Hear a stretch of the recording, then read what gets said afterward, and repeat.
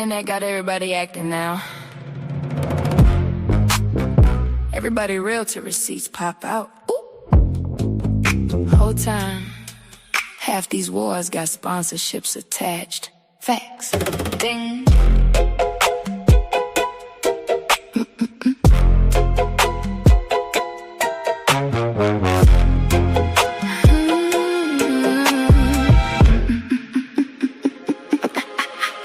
Came in humble, peeping vibes first. Everybody got a story who rehearsed worse. One live say villain, next string queen. Whole timeline living off clips and memes. Clock it, screenshot, checkers, crop context, then turn pain into profit monetized. Spinning if you say, let me hear both sides. Now they looking funny cause you think with your mind. Girl, bye. Whole sector built off selective outrage, fake tears, fake growth, fake healing stages. Everybody reach peace till the views drop low, then another fake fallout for the next show. Whole time, fat. I don't move with mobs, I observe first. Cause loud opinions don't decide what truth worth. Every villain ain't evil in disguise. Every angel ain't honest behind lies. Preach. I stand on business, not delusion. Half these friendships, strategic fusion. Views go up when the fake beef fly. Then they backstage laughing after live stream night. Facts. Stand on business, hit toes planted. Everybody tough when attention granted. Wrong is wrong, right is right. Truth don't switch, cause emotions. Some people don't want peace, they want leverage. Your platform, your audience, your presence. Soon as you distance yourself and move wise. Now they online remixing history with lies. Funny how boundaries reveal folks quick. Toxic people panic when they losing their grip. 1 week, enemies next week, friends again. Y'all don't got drama, y'all got marketing plans. Clicks, downloads, chats, reaction views. You become optional when money involved too. Everybody scream real to reality sting. Then honesty suddenly offensive again. That part.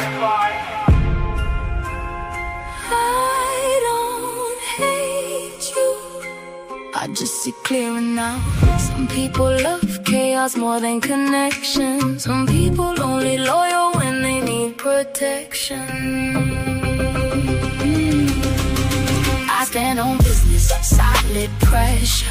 Can't buy integrity with views or extras. Everybody asking for digital consumption. Whole lot of chaos for online discussion. Facts. Stand on business, no pretending. Truth stay truth when the trending in. And I won't fall just to fit online. Cause truth don't pick sides. Truth survives. Truth survives. Truth survives. Truth survives. Survive.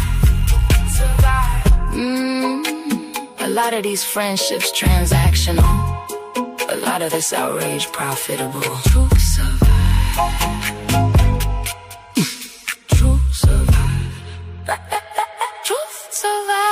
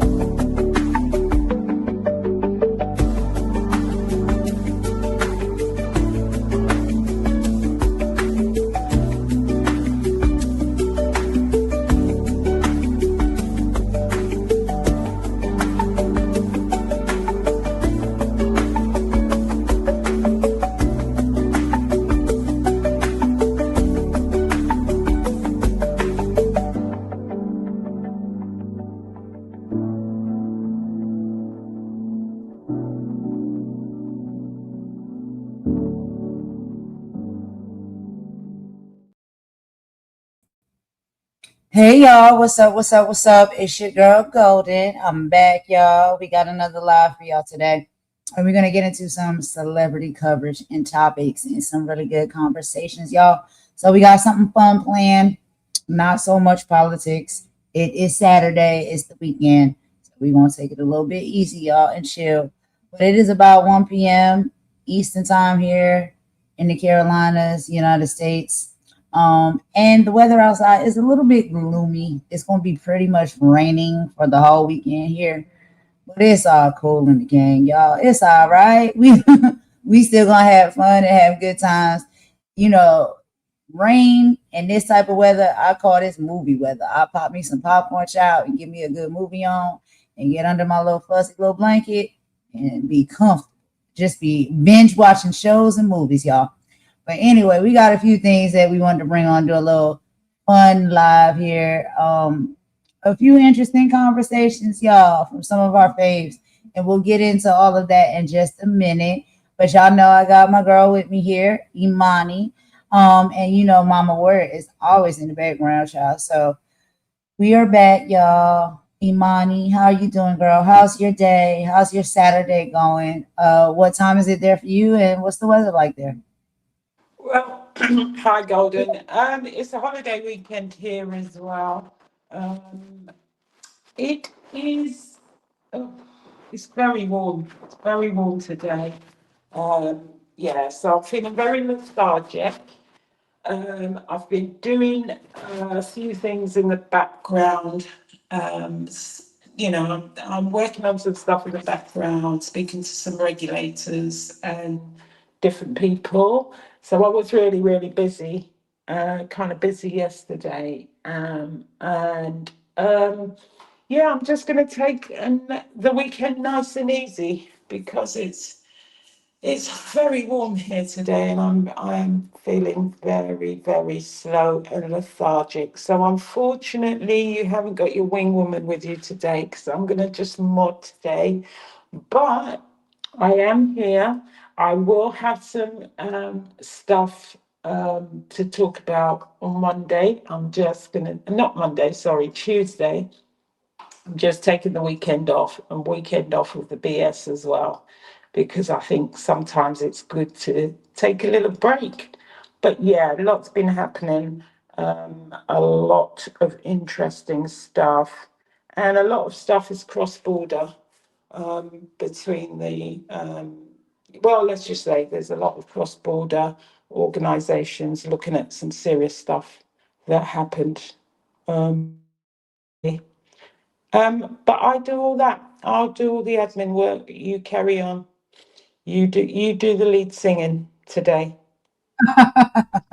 Yeah, don't worry, girl. I got you. I got you. It's the weekend. You know what I'm saying? We gotta let our hair down and chill. So it's all cool. It's all cool.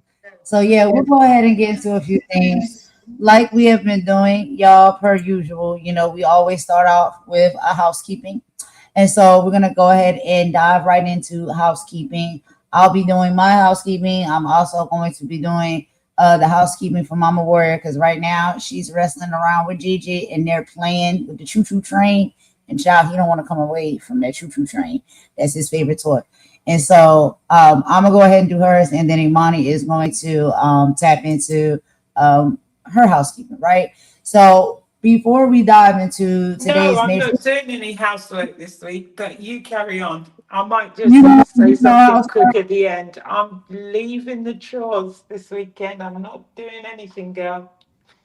child, gonna make me be Cinderella, and I gotta sweep up all by myself, and you get to go to the ball. No, I'm just kidding. How It's dare okay. you? Were you trying to stay there? Huh? Cinderella? Who is me? Who is me? What you saying? What are you You go saying? to Hmm? the ball, child, and I got to Hmm? sweep up the Hmm? cobweb. Well, It's you think okay. I'm trying to fit my fat foot in a shoe? How dare you?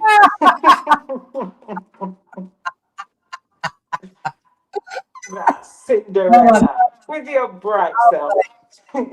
No. wait, I'm playing. I'm joking. All right, so let's go ahead and get into it real quick, y'all. So this real quick housekeeping, right?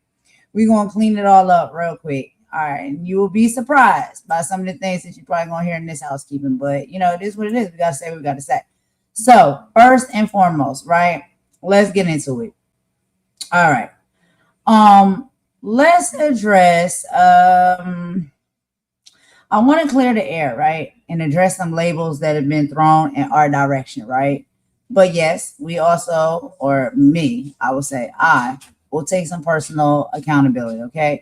So first, let's address these titles that have been floating around recently.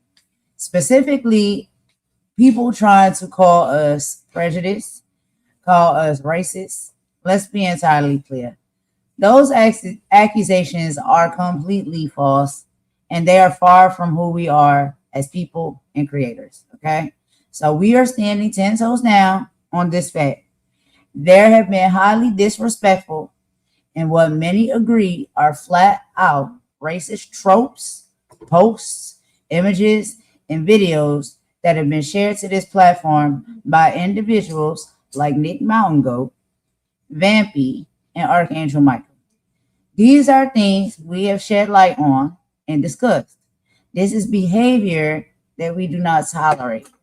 And a lot of others out there don't tolerate it either. So it's not just a us thing, it's a group thing, a collective thing. A lot of people feel this way. And guess what? We will not be shamed or silenced because we choose to speak up against it. How about instead of trying to flip the script on us, people just stop putting out these racist and disrespectful pieces of content? What is actually happening is that we are standing up, looking at the culture, and calling out things that we perceive as structurally and socially racist.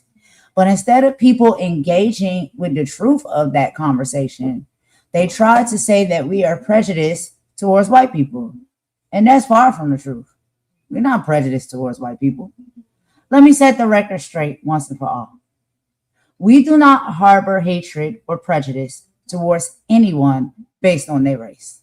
This platform is and has always been rooted in integrity, honesty, and pushing for love and unity. But unity cannot exist without truth. And unity cannot exist without accountability. When we analyze media, power dynamics, or cultural biases on this channel, it isn't coming from a place of malice. It's coming from a place of observation and a desire for justice. Do not confuse a passion for accountability with prejudice. Now, speaking of accountability, that is a two-way street, right? And I lead by example on this platform. So, I want to issue a formal apology regarding a previous stream where I brought up specific names in relation to some computer issues that I have been experiencing. I named Snoopy out of pure suspicion. Right now, official investigations are fully underway. And as of this moment, it is not known who is actually responsible for those technical disruptions. I'm stepping up today to apologize for bringing Snoopy's name into it based on suspicion alone. That wasn't fair. Can I It's only right can I just that I know that and to take correct you? accountability and correct Sorry. it publicly. So we are going to let the investigation do its work and move forward. And you can go ahead, Imani. Sorry, just to let you know, because this was part and parcel of one of the things I was working with people behind the scenes. Um, there is some progress on where the hack came from. That's why I said there's some cross-border stuff being Right. looked at. So there is some progress on where the hack has come from, and I'll update you because I didn't get a chance to because I finished quite late and with different time zones that I was speaking to yesterday. Yeah, There are the some time. updates, Yeah. and whoever will be contacted anyway directly by the authorities. But there are some updates, and there are some other stuff. There is some other stuff that's been looked into that I can't speak on. Okay. We can't speak on those things. So we're moving forward past that. But I just wanted to make sure that I come out because, fair is fair and right is right and wrong is wrong. And when I am being, attacked so heavily and we are being attacked so heavily daily and people just really exude this like large amount of hate towards us, yeah, I'm sorry. My suspicion meter goes up and my mouth flies open. Okay. I can be honest about that. All right. But what is fair is, and I know this, It's not fair to, say or call out certain names or people for doing something that they may have not done. But like I said, all of that is in the works right now. We have some updates coming in on that as we speak, and we will get to the bottom of it. But as far as me coming out and speaking people's names, no, that probably is not fair. I know it's not fair, and it wasn't the right thing to do, but I'm angry and I'm fed up and I'm tired because it's a constant war and a constant battle with these individuals almost every day. Okay? So there you go. That's the right thing to do. You have that. Okay? So I don't know if you want to continue on, speaking to say that I don't hold myself accountable or I'm not someone who can admit when I'm wrong. I don't know what talking points they'll come up with next. All right? But that is it. We're moving forward. Also, we're clearing the air. So let's talk about the narrative being pushed by Jane, claiming that I have tried to destroy people's businesses. Now, this stems from a single comment that I made in the past. This was a while back, y'all, to sting her because she was coming at me. I said, and this is what I said in quote, if I wanted to, that is something that I could do based off of a comment she made and drags that she was making about a TikTok channel that I have. I said, let me show you exactly what I could do with this TikTok channel. But I have absolutely no desire to do that. I have not done that. And Jane knows the truth perfectly well, especially considering I have actively advertised her business and even displayed and modeled her jewelry from her business to support her. But these individuals want to carry around old, artificial bones because they have absolutely no other real argument against me. So, y'all have at it. But the proof and the truth is in the pudding. And y'all absolutely know what the truth is. There is no facts, there are no receipts, there is no proof that anybody has tried to destroy or tear down anybody's business. When you shoot the dozens, you shoot the dozens. And see, a lot of people culturally don't know what that is and how that works. But when people try to take jabs at you and you take jabs back, they sometimes just don't like how those jabs hit.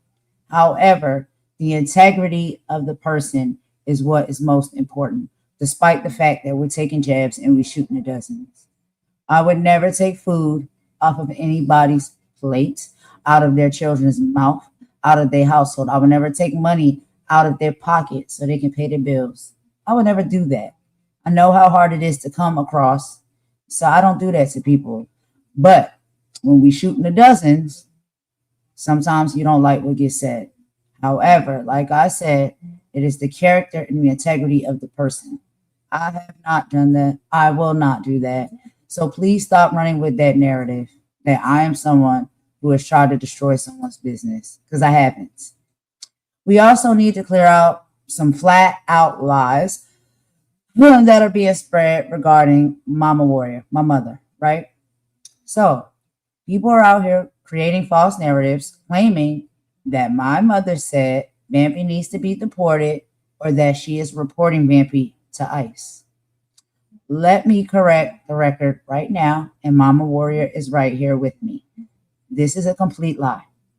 What actually happened is Mama Warrior was responding in a chat to Vampy off of something that Vampy said about her going to court.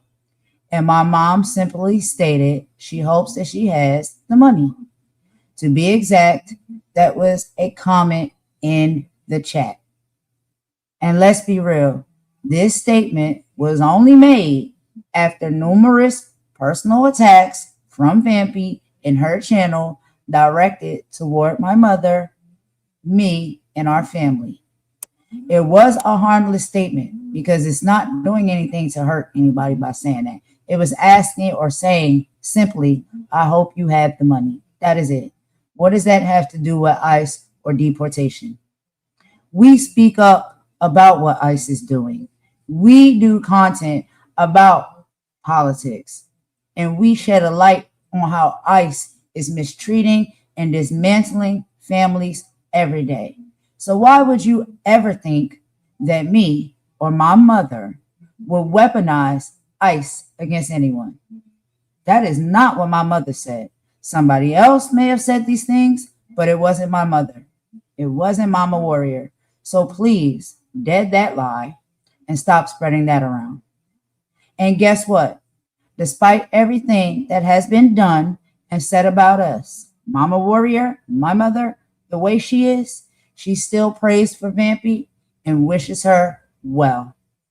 Despite all of the things that that girl sits over there and does and says about my mom and us regularly, she don't wish that girl no harm. We are trying to move forward in a positive direction, but let it be known, disrespect will continually be addressed on this platform. We are not doormats, which is something I've been called as well. We speak the truth on this channel. We do it with dignity, and we do it led by faith. Now, past missteps, yeah, sometimes they distract us from the real work. We're human, and we all fall short sometimes.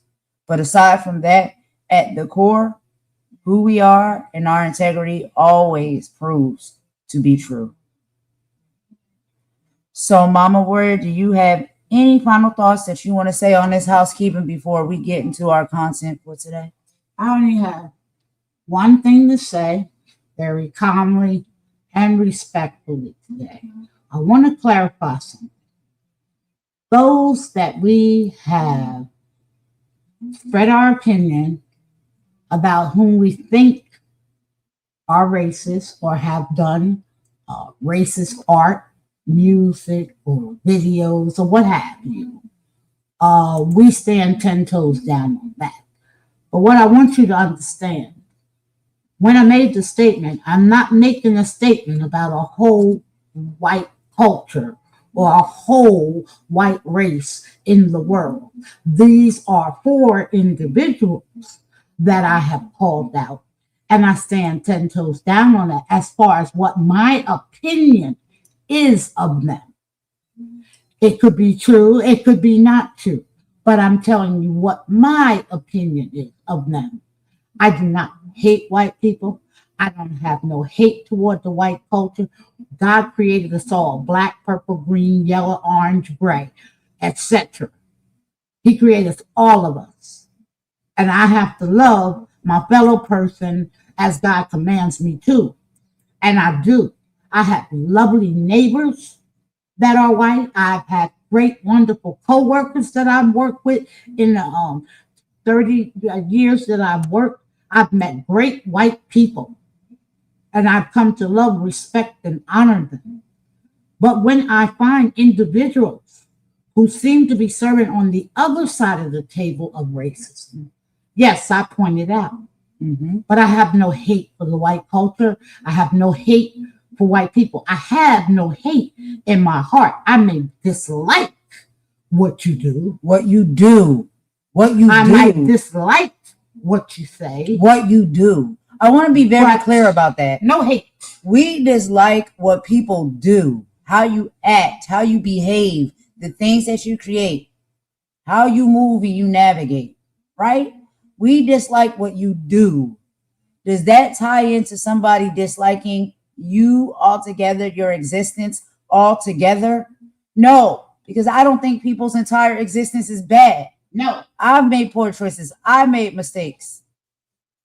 We all have. That's part of being human. We dislike what you do. Yes, and then when you see that it is offensive to someone or a group or a race of people, and you double down and you continue to do it, it just shows a lot about your character.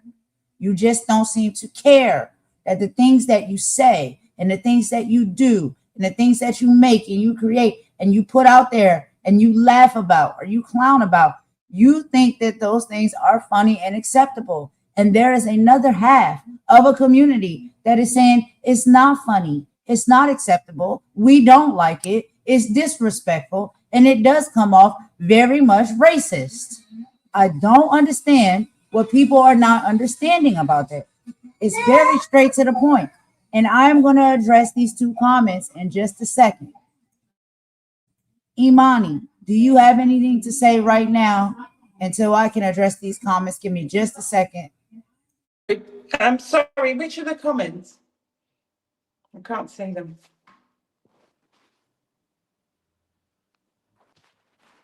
Hold on. The first comment is on the screen. It is from Darcy Diamond. It says, at Golden, the video created by Vampy and Nick was taken down. Please stop.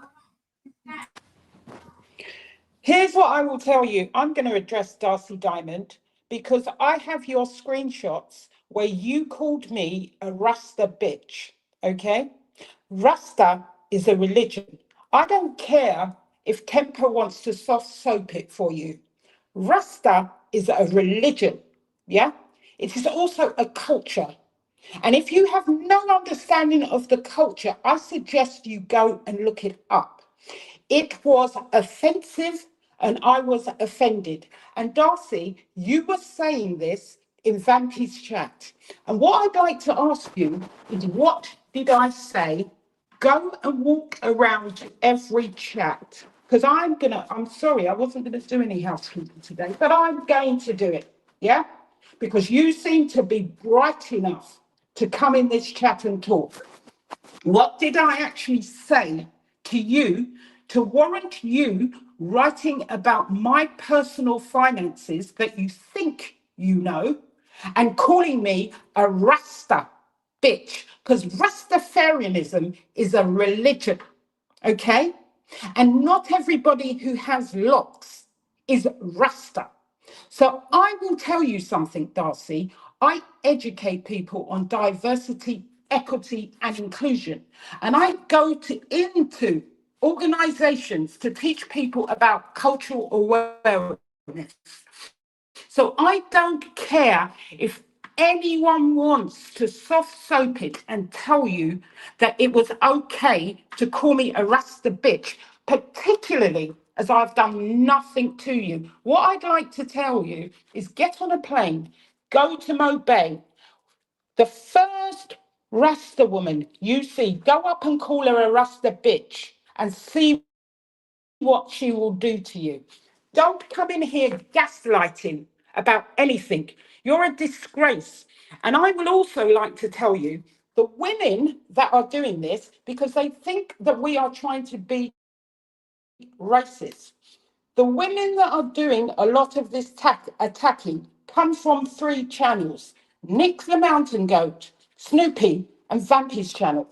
And most of the people who are sitting there encouraging this, because I would like to say to you, Vampy, I think you're very talented and I think you should use your artistic talents for better things. But the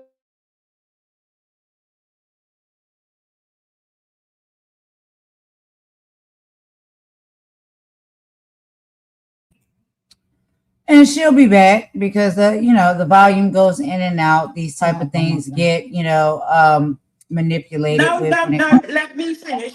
Let me just tell you, because there are people on that channel that are good people. There are people that I had good relationships, but the main perpetrators who are attacking two black women in the black tea sector, yes, it's black, and it's the tea sector, are people like yourself, people like Nick Mountain Goat, people like Snoopy, yes, and people like Jane. And I'll tell you, and you all happen to be white, okay? That just happens to be the facts. You are using your privilege to think you can otherize two women because you think nobody is going to notice that you're doing it. But it is not acceptable. It is not acceptable. And you're encouraging it in the chat, and you do it daily and consistently. There are no other channels in this sector that has Mama D and Golden's name in their mouth as much as you. And calling a woman who had had a stroke droopy because her speech is impeded, Talking about someone's 3-year-old son, yes, and questioning their parenting are things you need to look at, because it's not about Mama D. They don't come out and just attack people. You have been doing it consistently. And let me just tell you this, YouTube has bots that can look into your accounts and get this stuff out, such as you calling them alcoholics, drug addicts, questioning their parenting. All right. So don't come in this space gaslighting anybody, because you constantly do it. You need to take accountability for your reckless mouth. All right?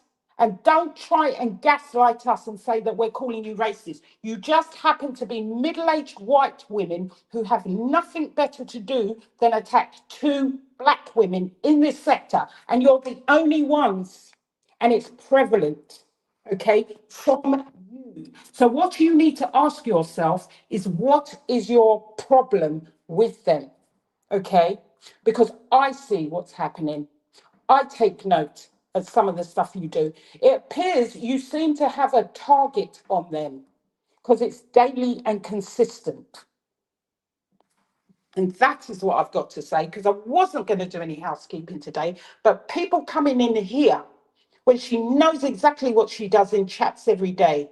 And that's all you've ever been, Darcy, is a fire starter and a troublemaker. And I yield my time.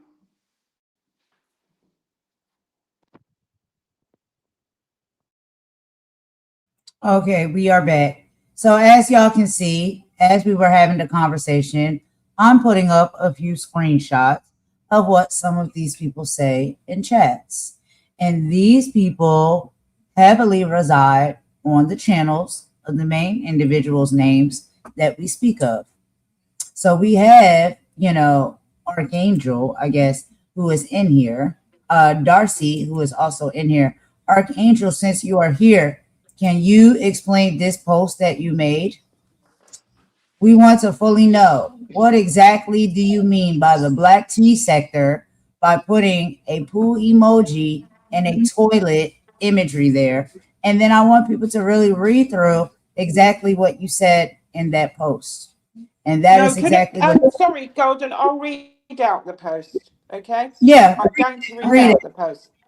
Because apparently this is how you feel about the black tea sector, right? And you made this post on your channel, but we're supposed to be crazy. Okay, go ahead, Imani.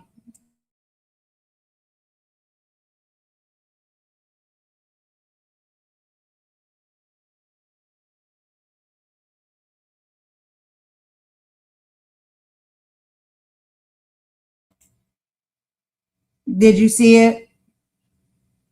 Oh, you got it on your end too. Yeah, you can read through it. But yeah, this was a post that was on Archangel Michael's channel. This is about the black tea sector. And I have one more thing to say as well. When you guys are posting up this racist stuff that you're posting up, I just want to remind you, it does not only affect and insult the 2 black women or 3 black women that you come out to attack. This is a public digital space. It goes out to the world, and it goes out to other black people as well as other black people on YouTube. So they are too offended and insulted and do not like this kind of behavior that you guys are doing on here. So I just wanted to remind you that this is public. YouTube goes around the world. And I think you should keep that in mind before you do these type of things and it gets pointed out. And that's all I have to say. Thanks, Mom. So yeah, I see the comments in the chat. There's Archangel Michael. There's Darcy Diamond, whoever this Bridge K person is. This is a propaganda channel. I don't understand how you can call us propaganda when I'm showing you the receipts of everything that we talk about. Right. So this is a post that has not been made by me. It wasn't made by Imani. It wasn't made by Mama Warrior. This was made by Archangel Michael. whoever that is, Archangel Michael George Akbar. This is a post that was made by him referencing to how he feels and thinks about the black tea sector. That's very clear. So what exactly is the propaganda? I've already showed y'all the post. Yes. I have dozens more. Like I said, if this is the type of games that y'all want to play, these are the games we can play. And many other black content creators Archangel Michael says, and seeing this too. I have only one thing golden to say to you. There's only 2 people on YouTube who take on whole troll chats alone. Do you know which 2 they are? Archangel and Golden. Have a look into the sector. All right, Archangel. Archangel, we do not want to show any of your personal Can email. you explain to us this post that you made? Like, what is this post? Why is this post referring towards the black tea sector? Not black tea, T-E-A, not black tea with a teacup, black with the letter T, with an image of a toilet and a pool emoji on top. And then let's go ahead and read through it. Okay, Imani will be right back. I find that using the name Black Tea Sector, referencing only Black people are welcome only, shows a direct line of racial motivated. Hold on, let me move this over real quick, y'all. Give me just a second.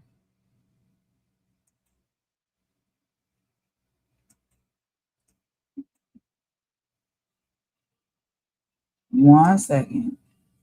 Racial motivated hate towards all other races. This is the true meaning of Black Tea Sector. They want you to smell and look at their crap, but excluding everyone of color and texture from their turd sector. Take away your racist thinking section and get offline totally. You will never be a solution. You are the problem. You are the problem. Okay. So if you choose to follow such a racial motivated hype machine, you're welcome to be a total member of Satan's merry band of turds. I think the real black community needs to flush this absolutely disgraceful and damaging group of hate promotion act now. You're being made the fools. Or are you the fools? Now we're fools and turds. Is that my words or is that your words, Archangel Michael? Yeah. You said that, not us. You said that. You posted that up, not us. And so because we call it out, now we're being attacked heavily, right? Have a look. It does nothing but promote hate towards race and hidden from that people are racist towards you. And Black Tea Sector, well, you look the white out of it. Why just tea sector? What? Okay. Angel. So because people have chose to call a sector the Black Tea Sector, that makes you feel a type of way where I guess you feel as though you and other races of people are excluded from that sector. And that makes you feel a type of way. That is not even true. Though that's far from true. You are not excluded from the Black Tea Sector because of race. It is just a title, just like anything else. So I don't understand why so much hate and so much animosity went into that post, as if you feel as though this is some place that you want to be or you want to reside in, and you feel as though you're not welcome.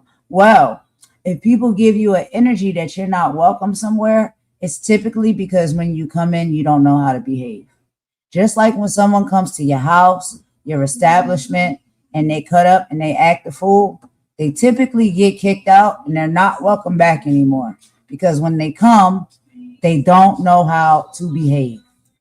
So, if that is what y'all are experiencing, or the energy that y'all are getting from years and years, months and months, and days of days of y'all coming into these places and spaces, being disrespectful, trying to take them over, being nasty work, and individuals are saying you're not welcome here anymore because when you come, you don't know how to act or behave.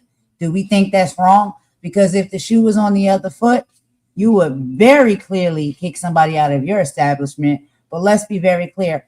I don't think you will let certain people inside your establishment.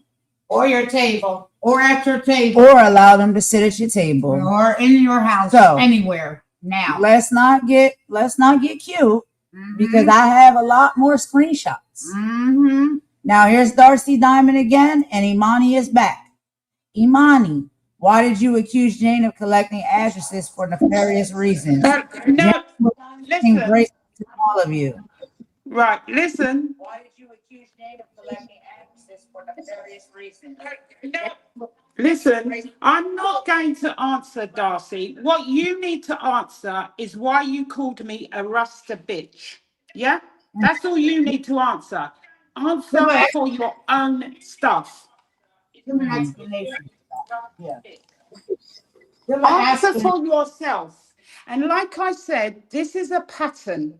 And most of the women that are targeting Mama D and Golden are middle-aged white women. That just happens to be fact. And what you need to work out is why you think that you have the privilege to come into a black and attack these black, because you think that nobody can, think that they're just a small channel and you can get away doing whatever you're doing. Because it appears you seem to have on their back. You have a wheelchair. Because you don't have any, you put. What I'm going to tell you, because I wasn't going to do this today, I told you I'm not doing any chores today, is that you need to be very careful, because YouTube does have bots that can scan your channels, that can look for the names, that can look in the chats and see how many times these people are being mentioned. Because rest assured, I can tell you, I can categorically tell you, because I have been around since all these attacks have started. Golden and Mama Warrior have never been attacking you, Nick Mountain Goat, you, Jane, or you, Snoopy, until you decided you didn't like who she supported.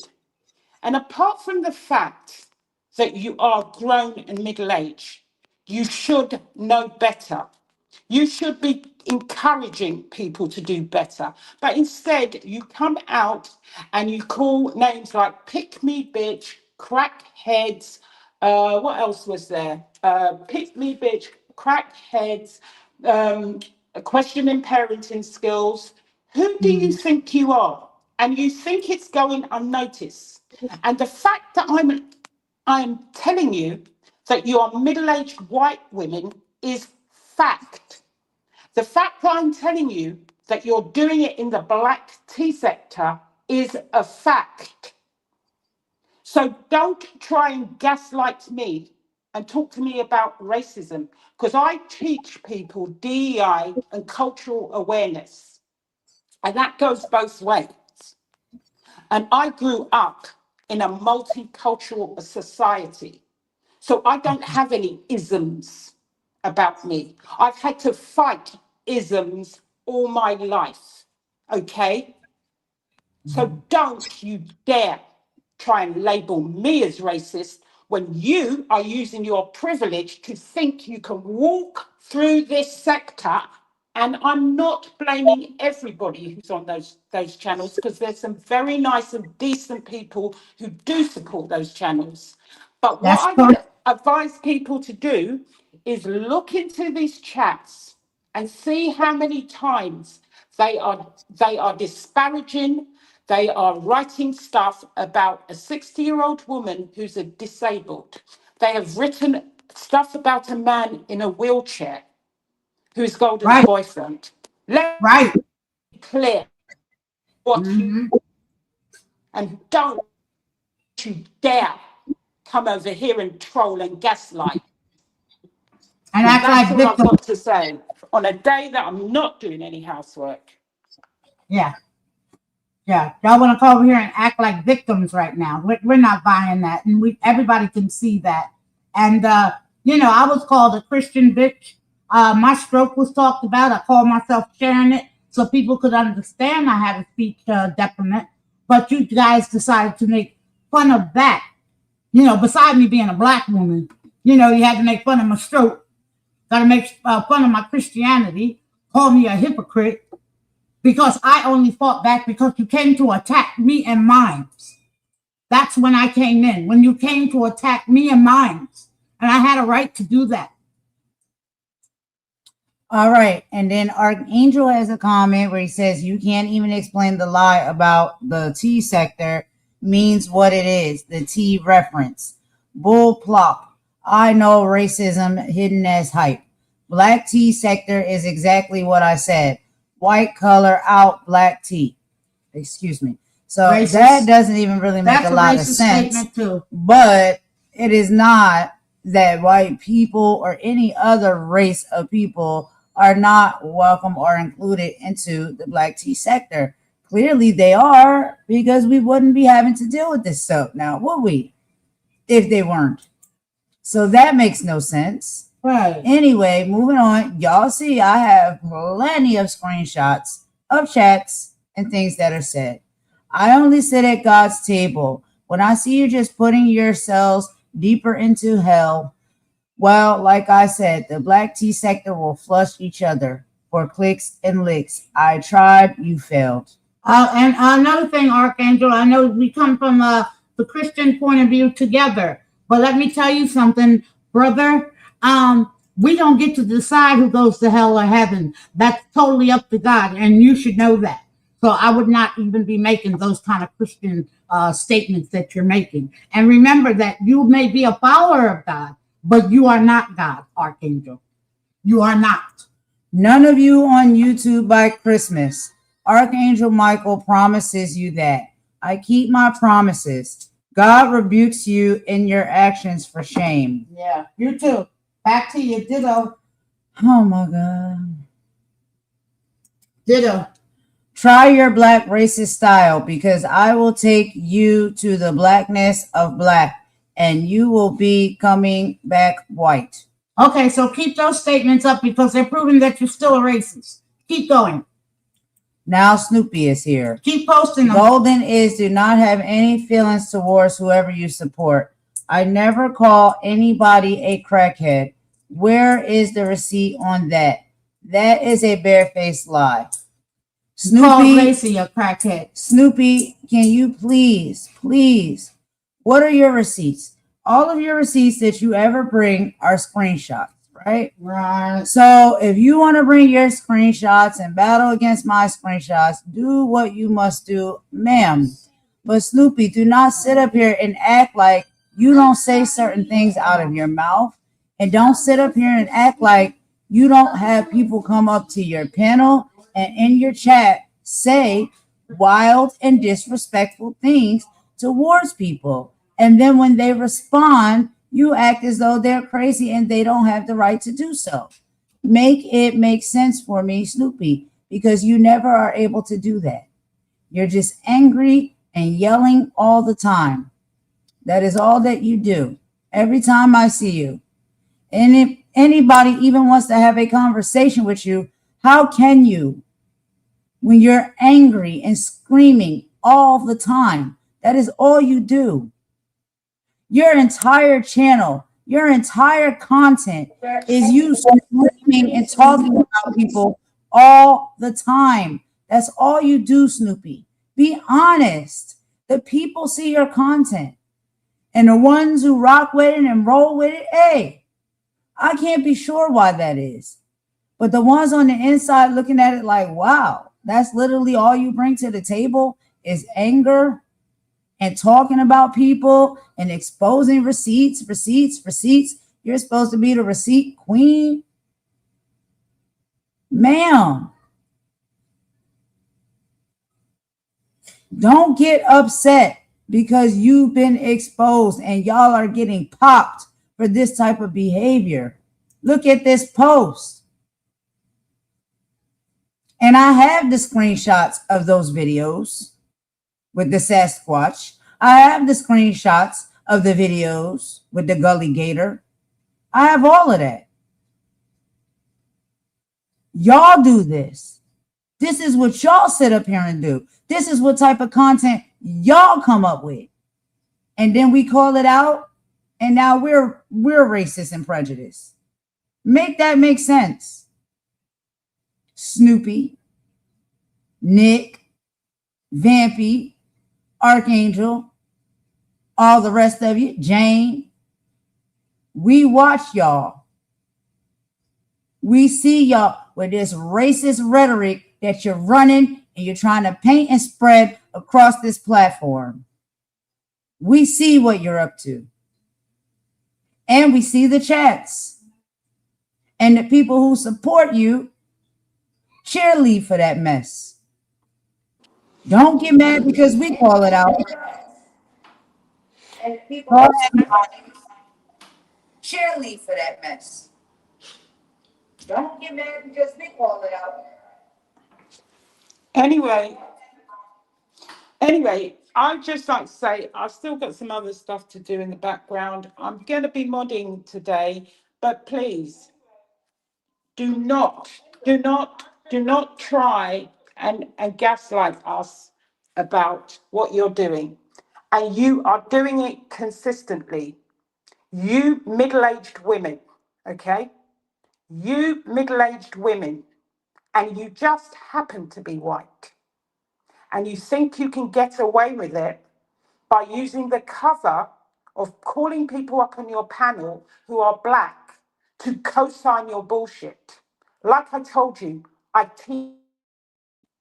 you need to get to try and trick me out of my position and for me not to notice what you're doing. And I will analyze it and call it out every time. And who the hell do you think you are telling people who they can at in their posts? This is what I mean about you, guys. You're actually trying to tell Golden who she can at in her post. She can at anybody who she likes. She doesn't at you. Okay? You just don't like to see that your BS is being highlighted. And on a day when I wasn't going to do very much, I am just going to tell you that the other stuff that is going on will be going on behind the scenes. There will be updates. There will be updates about YouTube. There will be updates about investigations, and we will make clear what has been going on if we can, when we can. But there is a lot going on behind the scenes about some of this stuff. So, but I want to reiterate to Vampy, and I'm telling you this as someone who sees your talent and knows that you are good at what you do. You are a clever, intelligent person, okay? Stop. You know what you're doing is wrong at times, and you know some of the things you say are wrong. This is not an attack on you, okay? Because you're being encouraged and enabled by big, hardback, grown women who should know better.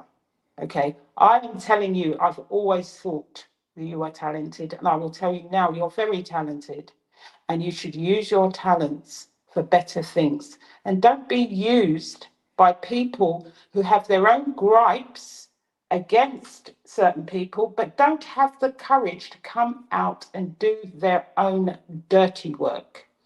And as for receipts, Snoopy, I believe you did a whole live about Mama and Golden called Alcoholic Amnesia. So you were talking about the fact that Mama's drinking, even though she slurs because she has had a stroke. So go back to your channel, sit there, go through your lives and analyze the toxicity that comes from every day from your mouth. Yeah? Listen to yourself. Go back and listen to yourself. When I said hold up a mirror to yourself, I wasn't talking about your looks. I was talking about what you do. And then you have the audacity to turn around and say you're a nice person. I don't know a nice person who wakes up every day to curse and abuse people that she doesn't know. She might have read a few court documents. She might have a little bit of gossip from YouTube, from elsewhere, okay? But you don't know these people and you don't know their lives and you don't know what they suffered to get to them where they are. I tell you what, why don't you hold a mirror up and tell us about your life and all your struggles? Because you see, me, I don't go into people's personal business unless I'm prepared to share my own. Okay. And I've worked with a lot of people with a lot of problems, and we've all had problems in our life. So why don't you tell us about your struggles and what's been going on in your life? Unless you are perfect. Okay. Go and listen to all your content. Listen to your voice. Listen to what you say. And go back and listen to alcoholic amnesia, because maybe you have got amnesia. And listen to what you were saying about Mama and Golden. And you actually had the helpline for Alcoholics Anonymous running across the screen throughout your life. So miss me with your bullshit. Okay? Take accountability. And the other life that I thought was really good was your poverty shaming of dropping the tea. You need to look at yourself. Stop looking and stop shining the light on other yourself. Go listen to your lives. Go listen to what you say about people and then come back and tell us you're a good person. Gosh. Delusional is really what you're suffering from. You're suffering from delusions. And if you think that people are going to get away with this in this new era of YouTube, like I said, it's like 5 people speeding and the last person gets caught. It doesn't matter what the people did before you. It doesn't matter if people were doxxed before you. It is the intent when you expose their personal information that is outside of YouTube. It is intent. That's what you need to remember. And there will be people, I'm not necessarily talking about Mama D and Golden, there will be people in court. More and more people will be in court. And more people will be taking the legal route. Go and look at I'll tell you, you and your husband, if you want to have a good date night, go and go through all your content. See how many times you call people effing this and effing pick me's and I can't remember what else you said. Because you see, that's not in my vernacular. That's not in my vocabulary to use. Yeah. Because I like to raise myself a little bit higher because I'm not on the street or having a fight with somebody. You think you're coming out every day fighting, but you can only fight behind a microphone and a keyboard. That's all you can do. And what I would ask myself is, why are you so bitter?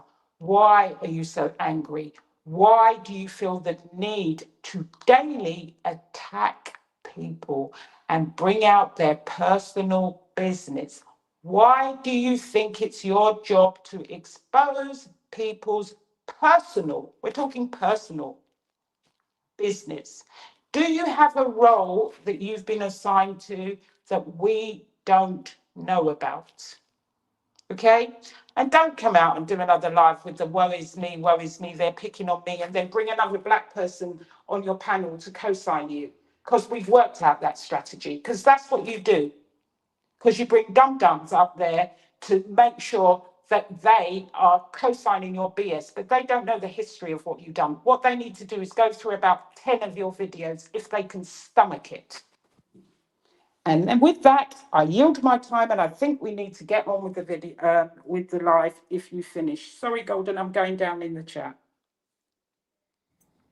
No, you're fine. I was just putting up some screenshots or whatnot because, like I said, I have no reason to lie about anything. So all of these screenshots you can see are what people say in comments, what people have said in comments. This is what goes on a daily basis from these camps and these channels. Majorly Nampy's channel, Snoopy's channel, and now it's over on Nick Mountain Ghost channel. So when people try to paint certain narratives, right, and put words in your mouth, I think that people should pay attention to the context and be honest as to how sometimes you may have to respond to certain things. Okay? So I can put up all of these screenshots the same way Snoopy can put up all of these screenshots, because that's all she has really that she brings to the table anyway. Before this housekeeping, I was coming up here and I was sitting up here actually going to take accountability and apologize to somebody. Apologize to somebody because, yes, due to all of these things that have been happening, there's a lot of suspicion around these characters when something like this happens to a computer or a, profile or whatever. Okay. So like I said, not talking about it because it's already being looked into. However, now given all of the context that y'all see, when I can post these things up for you, the things that these people say in chats, the posts that these people make, right? How they try to spin narratives and stories. Narratives and stories. Narratives and stories. Narratives and stories. I will double down on all of it because I have nothing to lie about. Narratives and stories. What is the story? What is the narrative? Tell me what it is. Tell me. Because I've about had it. I'm really done. I'm really done. I don't want to have to go to these lengths. I don't. I really don't.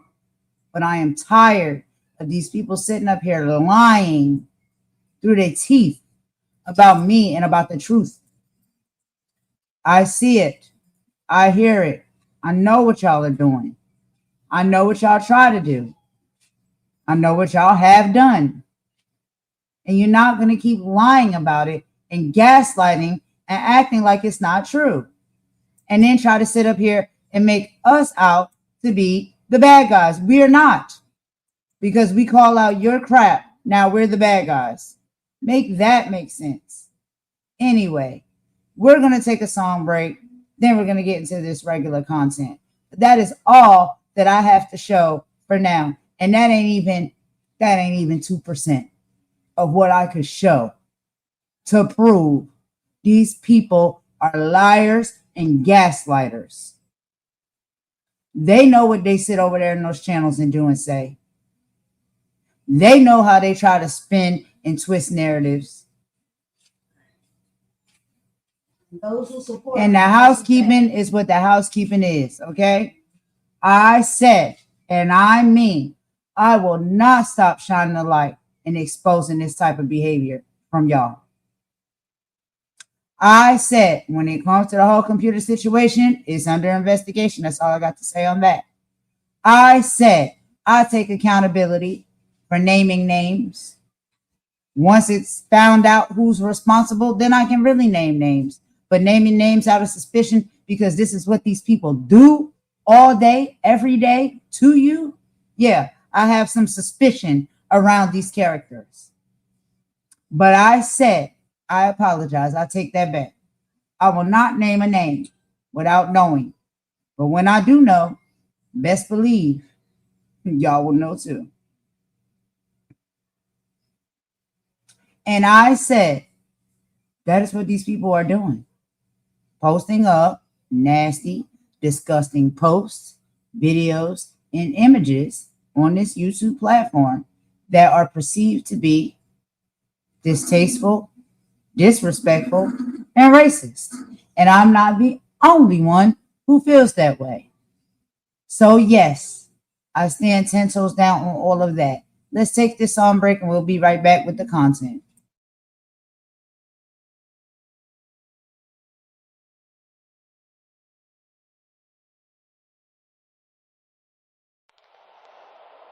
Everybody got a panel. Everybody got a problem. let's talk about it.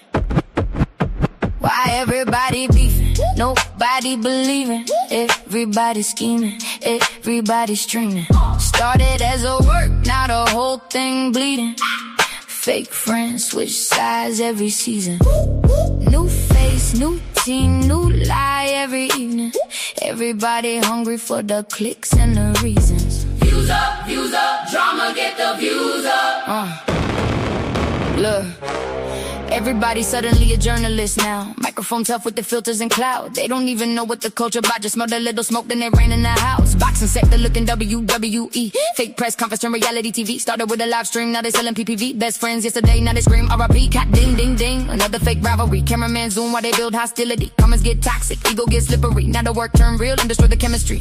Used to throw punches in the ring for sport. Now they throw friends under buses for support. Everybody got receipts and folders and reports. Whole sector acting like spiritual court. Site TC spilling all over timelines. Screenshots, leak calls, everybody prime time. No context, just captions and headlines. So get traded for algorithm deadlines. And I ain't saying everybody fake, but let's be honest, peace don't pay. Or we worked it out, get ignored all day, but I exposed him, get 100K.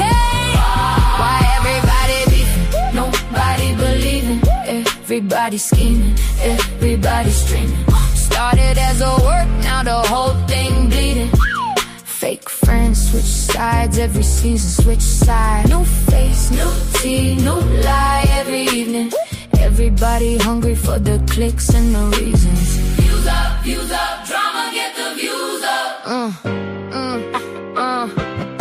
See the algorithm hunters lurking in the dark, jumping in beef just to build up a spark. Never put work in, never had heart. Now they commentary kings from a Walmart cart. Everybody got an inside source now. Everybody got a truth exposed now. Soon as the views did blow, somehow they manufacture anger just to go viral. It's a circus with ring lights. People losing real friends over click bites. Whole panel screen fights every midnight. Then they text backstage like, you good, right? Girl, bye. But the fans can't tell where the script ends. Creators crash out just to trend again. You can see the pain underneath the grin. Souls exhausted, but they live stream again. How many friendships gotta die for content? How many people gotta bleed for engagement? How many ops y'all gonna create before y'all realize the audience addicted to the chaos too? And the algorithm know it. Why everybody beefing, nobody believing. Everybody scheming, everybody streaming. Whole internet war, but nobody winning. Everybody loud, but nobody listening. Cloud bottom spiraling, crashing, tripping, turning fake smoke into real life endings. Views up, drama get the views up. Maybe the real fight ain't each other.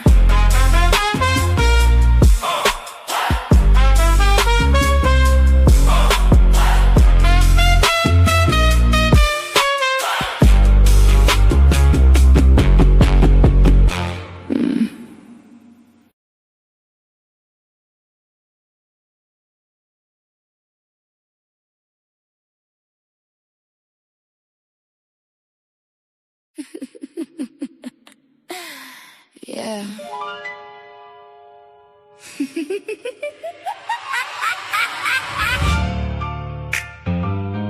Yeah. This internet different. People losing peace, losing sleep, losing themselves. And some folks turn pain into content. Sad little game. Fetch, throw my bone, now the whole pack's stirring. Whole chat room alive, all the timelines turning. Throw my bone, now they swear they bold. Till them legal letters make the whole vibe cold. Shame, shame, shame. What a gang, gang, gang. Everybody hungry for a quick little flame. Selling up they soul, just to mention a name. Look at them, yeah. I toss one crumb and the circus awake. Same folks lurking every move I make. Views look tight so they reach for bait. Then disguise obsession, that's commentate. Funny, y'all don't care who pushed to the brink. Long as outrage trends and the numbers still blink. People taking losses left, right every week. But compassion disappear when attention peak. That's pitiful. Whole panels gossiping night to night. Ring lights glow, but the spirit ain't right. Everybody loud to reality bite. Then suddenly everybody wanna talk healing online. Too late for the speeches. Let me hand you a mirror. Take a look real clear.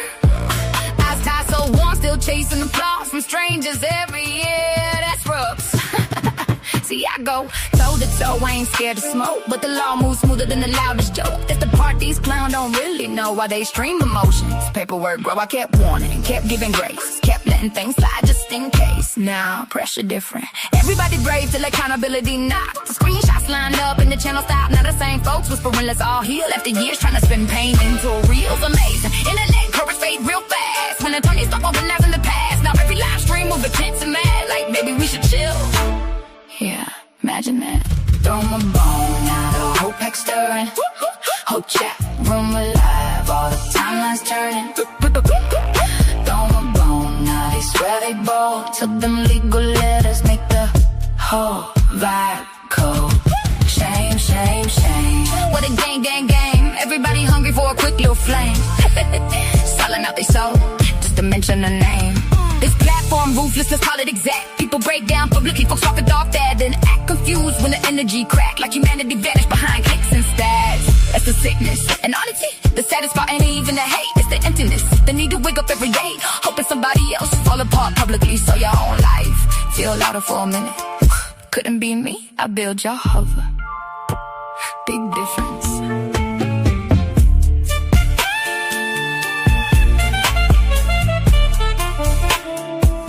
This internet got folks spiritually starving. And every now and then I throw them a bone just to watch you come running. Every single time. Same clowns.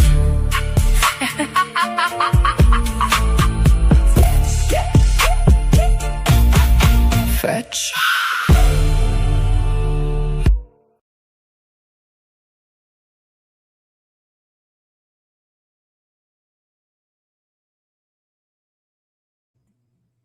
All right, y'all. So that was just a quick little song break. I do see some comments in the chat and stuff like that. But like I said, we're moving on past the housekeeping. That was just for the housekeeping. And now we're trying to get into the content. So anybody else who has any other questions or any other concerns about the housekeeping and some of the statements that was made within that housekeeping, I don't understand how it wasn't clear enough for people who were listening. If you actually listened, if you paid attention to some of the screenshots that were being put up, if you pay attention to what people say. And I understand, like, yo, some people rock with channels and support content creators from certain channels, and they are very loyal. I've been a very loyal person before myself, okay? I get it. I know what it's like to be loyal to the people. But at some point, you have to be your own person and realize that some of these individuals that you may be loyal to or you like or you support are out here effing up. Let's just say that, okay? And they're making poor and bad decisions. And when it comes to this stuff, you're saying, am I calling people racist? Where are the facts and the proof and the evidence of racism? Where are the facts and the proof and the evidence of racism when it comes to our ancestors? Do you need to be written down in a book for you to read? What exactly would that fact, evidence, and proof look like for you?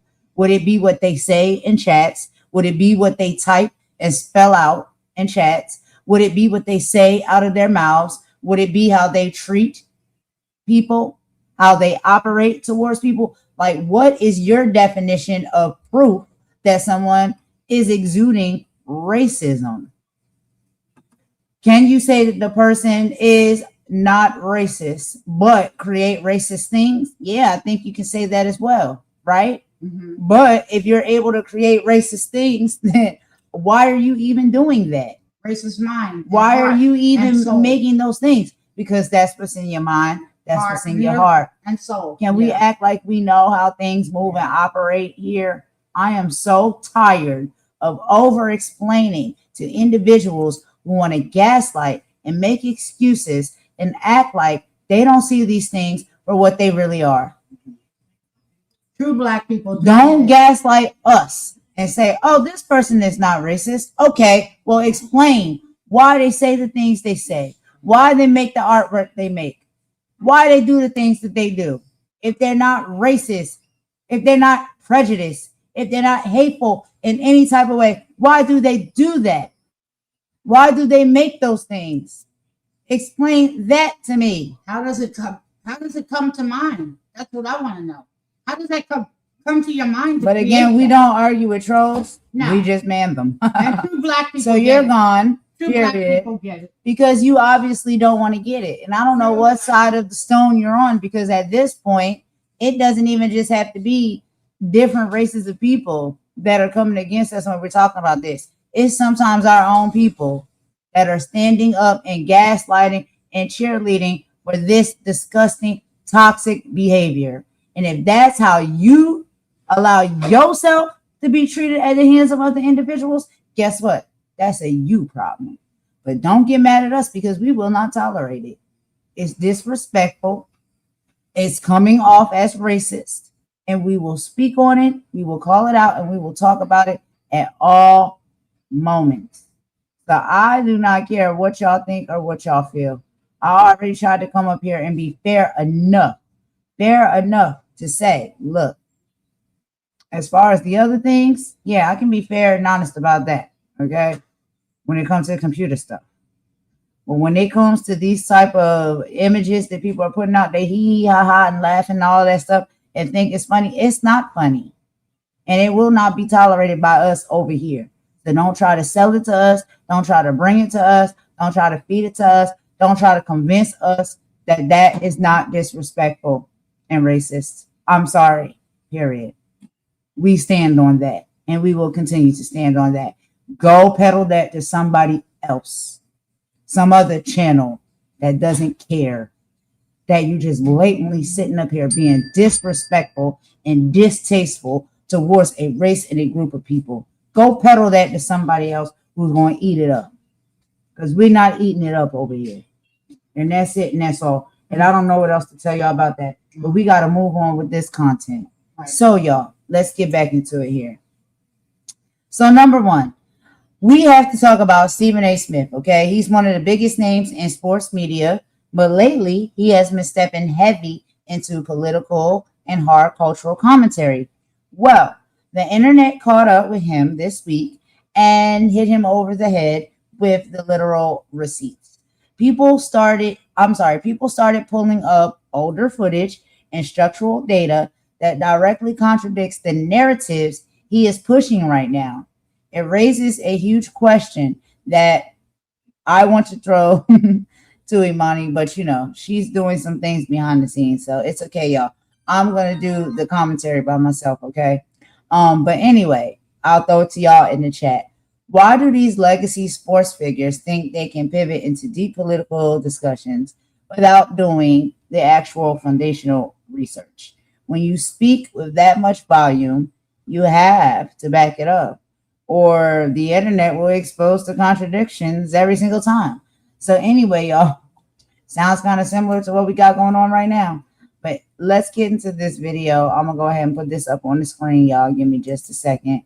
And we're going to hear a little bit. And like I said, this is from Roland Martin, okay? And he's going to dismantle all of this mess. But yeah, a conversation that was being held with Stephen A. Smith. And he was sitting down and talking to Brandon Tatum. And so Roland Martin dismantles the entire conversation that's being held between Brandon Tatum and Stephen A. Smith. So that's what we're about to get into, y'all. Give me a second to get this up on the screen. We will listen to it together, and we'll do our thoughts and feelings and opinions on what it is we hear and we see with this interview. So let's go ahead and get into it, y'all. We'll be right back. You can always count on a bunch of lies from these MAGA people, like so-called Officer Brandon Tatum. Now, let me tell you about this fool. There was a point when George Floyd was murdered. He comes on, he says, I'll debate anybody on this subject. Raise my hand. Boy, he never responded. He didn't want this smoke. I remember Dave Rubin did the exact same thing. And a bunch of people on Twitter were like, Roland Martin.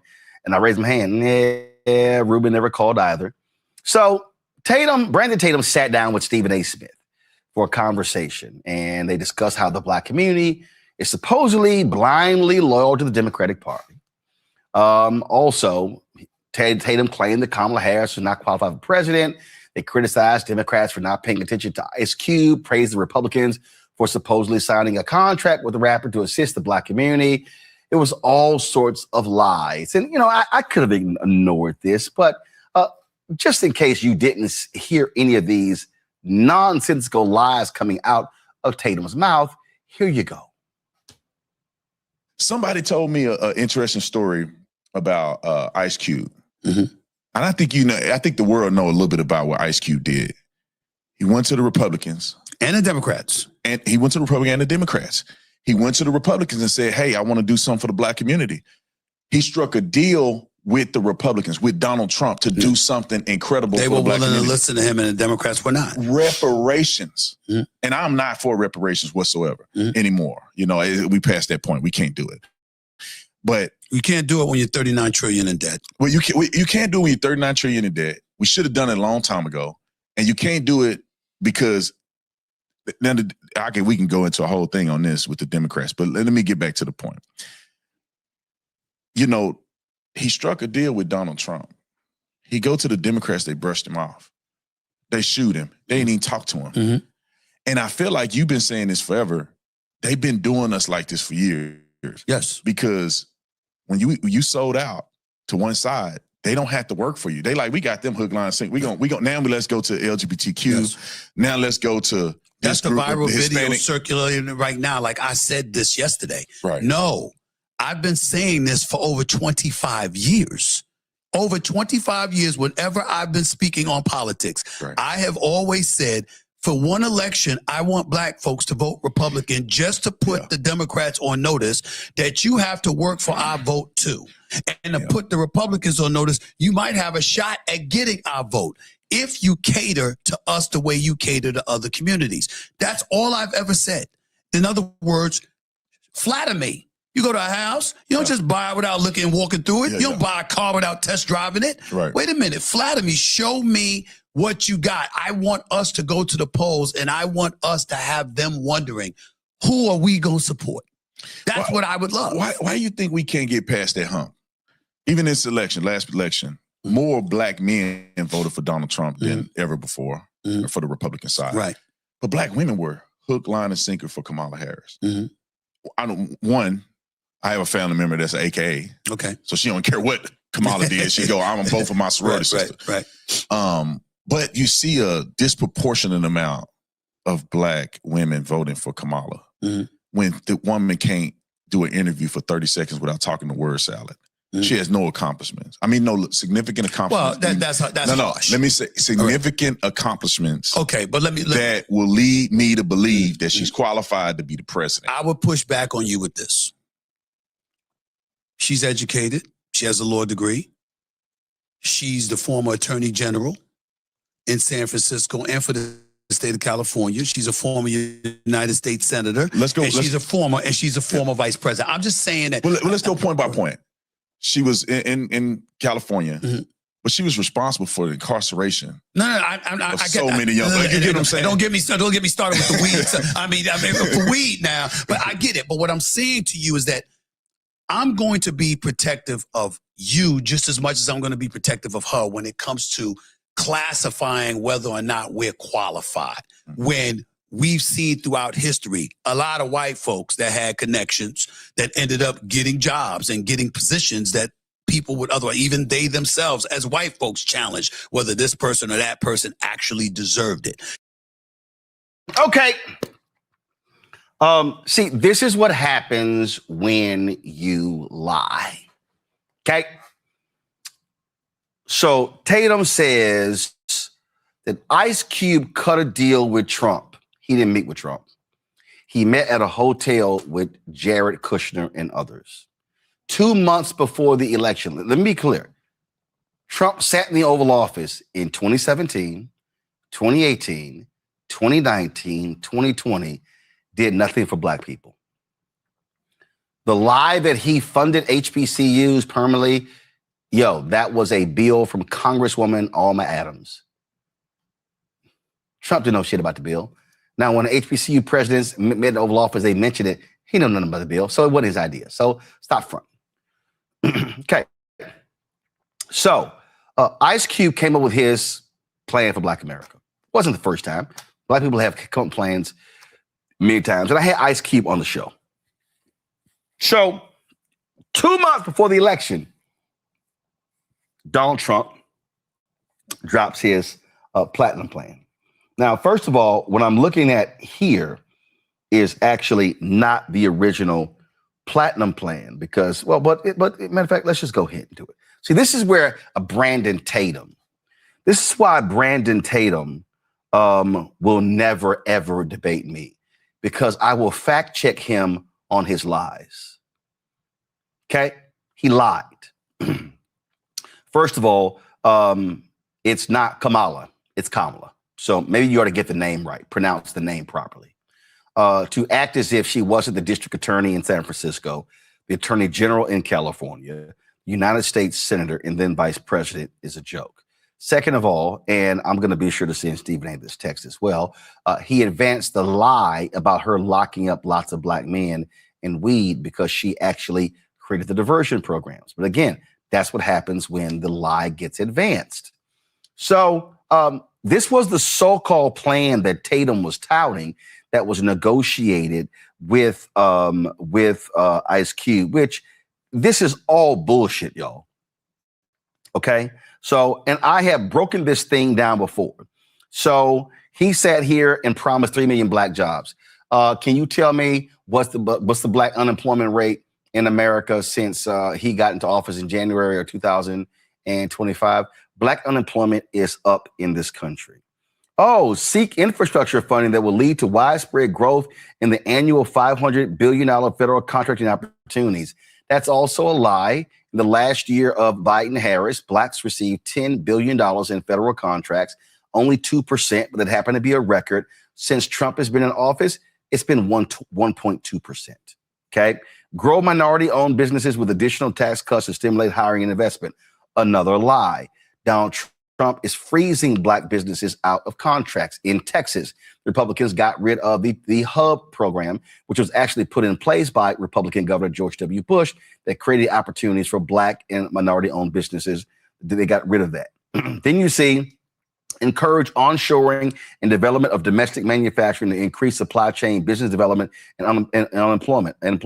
No, ain't happening. Examine barriers to employment, including fees, occupation, licensing, arrest, record inaccuracy, and expungement. Yeah, none of that happened. Increase activity and opportunity zones, including benefits for local hires. No one, Senator Tim Scott, and no one has given me a report that shows the effectiveness of opportunity zones. No one. And I've actually been asking for it. Invest almost $20 billion toward broadband internet access to create job opportunities, improve classroom connectivity, and the ability to utilize telehealth services. Trump, they slashed the billions of dollars that Biden got approved by Congress for broadband. Mondale knows that, being the mayor of a rural community. Okay, then they talk increase opportunities for small business lending and technical assistance through community development financial institutions, make the Minority Business Development Agency permanent, blah, blah, blah, blah. Y'all, increase the number of Black-owned contracting businesses, financial service entities, blah, blah, blah. Y'all, none of this happened. None of this happened. Okay, we can go to education, continue to protect the vital role of HBCUs. So why is budget doing drastic cuts? Look at this, increase the amount of Pell Grants. They actually are cutting Pell Grants. Y'all, they're lying. This was if he got elected in 2020, he didn't. So I'm telling y'all what didn't happen and what's not happening right now, okay? Then over here, let's see here. All right? So, okay, Affordable Care Act, reduce costs and improve access to quality health care through HRSA. Y'all, they're not doing that. Eliminate longstanding healthcare disparities. How can you do that when you're actually cutting the grants when it comes to the actual studying of the things that impact Black people? Investment into the causes and cures of kidney disease, high blood pressure, diabetes, sickle cell disease, maternal mortality, and other diseases that disproportionately affect African-American populations. They cut all of that. Brandon Tatum is a liar who will never tell his audience. They cut all of that when Elon Musk and Doge came in. And guess what? With Russell Vought over the budget, they're cutting all of that again. I mean, we can go on and on and on and on and on. Okay, save streets, continue to make historic improvements to the criminal justice system through common sense actions like the First Step Act. By the way, the First Step Act was passed. Democrats control the House. That's how it got passed in the House. And then it got through the Senate because people like then Senator Kamala Harris, Senator Cory Booker, Senator Dick Durbin, and Republican Senator Chuck Grassley said, y'all got to make some changes to this. And so look at this here. Restore safety to America's great cities by working with police departments, blah, blah, blah. Y'all, look at this right here. Oh, my God. Oh, my God. Did y'all see this here? What does it say right there? Restore safety to America's great cities by working with police departments, community leaders, and mental health professionals to install the most responsive, professional, and accountable models of policing, including diversity training. Uh-oh. It's amazing what happens when you read their lies. Look at this here. Champion federal policy reforms to advance home ownership initiatives. He ain't done that. Partner with local leaders in Black communities to ensure maximum federal support for neighborhood revitalization. Make Juneteenth a national holiday. Oh, so the man who now shits on Juneteenth promised to make it a national holiday, huh? Whoa, look at this here. Prosecute the KKK and Antifa as terrorist organizations and make lynching a national hate crime. Well, first of all, Juneteenth and a hate crime came under Biden, but they ain't been prosecuting these white supremacists under Trump. Love this here. Fuel Black farmers and access to healthy foods to address food disparities. He won't even meet the Black farmers in John Boyd.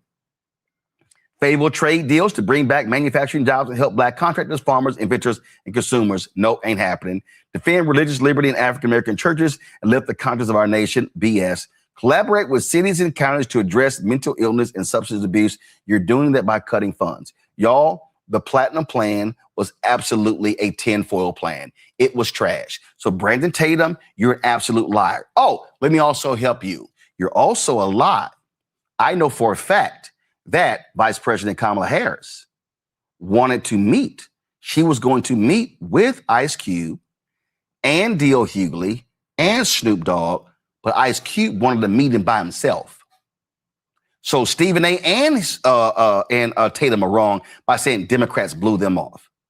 See, this is what happens when you lie. And then when you stand there and lie and say, oh, yeah, they didn't want to meet to discuss a Black plan of action, that's also a lie. Because there were other groups that presented various agendas. Urban League, NAACP, Black Voters Matter, Black Economic Alliance. I mean, we could go on and on and on. See, this is what happens when you don't deal in facts. And when people like Brandon Tatum openly lie, they openly lie. And I told Ice Cube directly, y'all had him here on the show. I said also partner with Black Features Labs put out an entire report that laid out what Black people said they wanted. I had Alicia Garza on the show, put them on a text chain. Never happened. But Brandon Tatum is a liar, and he's advancing MAGA lies. And that's what he did in his interview with Stephen A. Smith. And I previously discussed this whole ridiculous idea that Stephen A. Smith has. If Black people just vote for Republicans just 1 year, they're going to then listen to us. No, they not. Why in the hell would we invite ourselves to our own lynching? That is crazy. But y'all have to understand what's going on here. They want to advance these lies. And see, I'm very clear. I don't advance a Democrat agenda or Republican agenda. I advance a Black agenda. But see, in politics, you do got to pick a lane as it relates to which one are you likely to get what you need. And I'm telling you, it ain't the Republican Party. So all you yappity yap loudmouths on Instagram and also on YouTube, you know, y'all ones who make 4, 5, 6 videos of me a month because you can't get views any other way. It's amazing when y'all spend tons of time critique the Democratic Party, which we do, and challenge. But it's amazing when y'all ain't got no smoke for them lying Republicans who absolutely are anti-Black. And they prove it every single day. I'm going to close this thing out with Teresa and Mondale. Teresa, I'll start with you. Truth is truth. Lies are lies. And the reality is there was no deal that was cut between Jared and Ice Cube. They only did it 2 months before the election, and they put this trash plan out. It was a joke because if it was real, okay, they got back in. And why is it none of the stuff that they had in here? And the plan is still up. It's right here. Y'all can go to, if y'all can right here, and y'all can type in Trump's platinum plan with Black America. It's on the website. It's full of stuff that they never, ever did. And it's actually 180 degrees different than what they've done. You know, it's interesting. If you talk to some of the MAGA Republican supporters, they will say promises made and promises kept. And then my response was always, well, to who? Because our Black agenda and our Black plan that we needed was never coming to fruition. What we saw with Tatum and Smith and the likes, I probably just really want to say the characters in that space, is the lack of knowledge, institutional knowledge and understanding, and really just, years and years of just issues of them feeling like they had no voice. And under the MAGNA and the Republicans, they feel like now you hear me, now you see me, and watch what I do. Unfortunately, we're watching on a wide screen what's happening right in front of our faces. And what we're seeing is the chaos and the misinformation that has been happening since Trump got in his White House. And I think so many times when we are listening to some of these things, it is so important that we fact check, research, and follow up. So it's not enough for us to just be taking a look at some of these reels and clips and hitting the like button and doing a little comment of, but we have to do more. We have to show up and actually call it out when misinformation is actually being given to us. Mondale? So let me say something that's dangerous about this podcast show that we just watched, Roland. What's dangerous about it is people will look at it and see Stephen A. Smith, who has a contract with ESPN, which is also a conservative network. We can get into that later. But what they'll see is they'll give credence to Brandon or Orlando Tatum, whose initials spell bot, because that's exactly what he is. They'll give credence to something that they shouldn't. And I think that's the danger of not having enough Black media in the world, enough Roland Martin unfiltered in the world. Because I just want to say something that we have to say. I am tired of people lying on Black men voting habits like they know what the hell they're talking about. I spent my entire life building out an organization that is designed to reach the Black men who don't see themselves in the political structure, only to have people like Brandon exploit that disconnect between Black men and the political parties for something like he's doing right now. To be clear, Donald Trump has got less raw number of Black men voting for him every election since he came down that escalated the first time. What they talking about and what they're misappropriating is percentages. The percentage of Black men that voted for Donald Trump was higher in 2024 because the other percentage, meaning those who don't support him, was lower than it had been in previous elections. There's not been an increase of Black men voting for Donald Trump ever. Never since he ran the first time has he seen. Hold up, Mondale. I'm sorry. Hold up, Mondale. Hold up. I'm right here. You mean this right here? Go ahead. This is the graphic that shows from 1980 to 2024 the racial gaps, and what you will see, what they're claiming this massive turnout in 2024. You see right there, the number in 2024 was the lowest Black voter turnout since 2004. Exactly. So now exactly. Go ahead and walk that down. Exactly. So what I'm saying is that they're bragging about a increase in percentage, but not in raw numbers. Donald Trump did not increase the number of Black men. Black men are not falling for his orange bullshit. It is people like Brandon trying to exploit that idea. Also, he said something that is absolutely stupid in the use of words that really matter. He said Black women disproportionately voted for Kamala. Disproportionately implies that something is out of the norm, something that wouldn't be. why would they disproportionately, or why would they disproportionately vote for Republicans or anybody else when there's no record that Republicans do anything except for proper white supremacy and white supremacists? To be clear, and we should say this because you said something, Roland, but I think people need to hear this.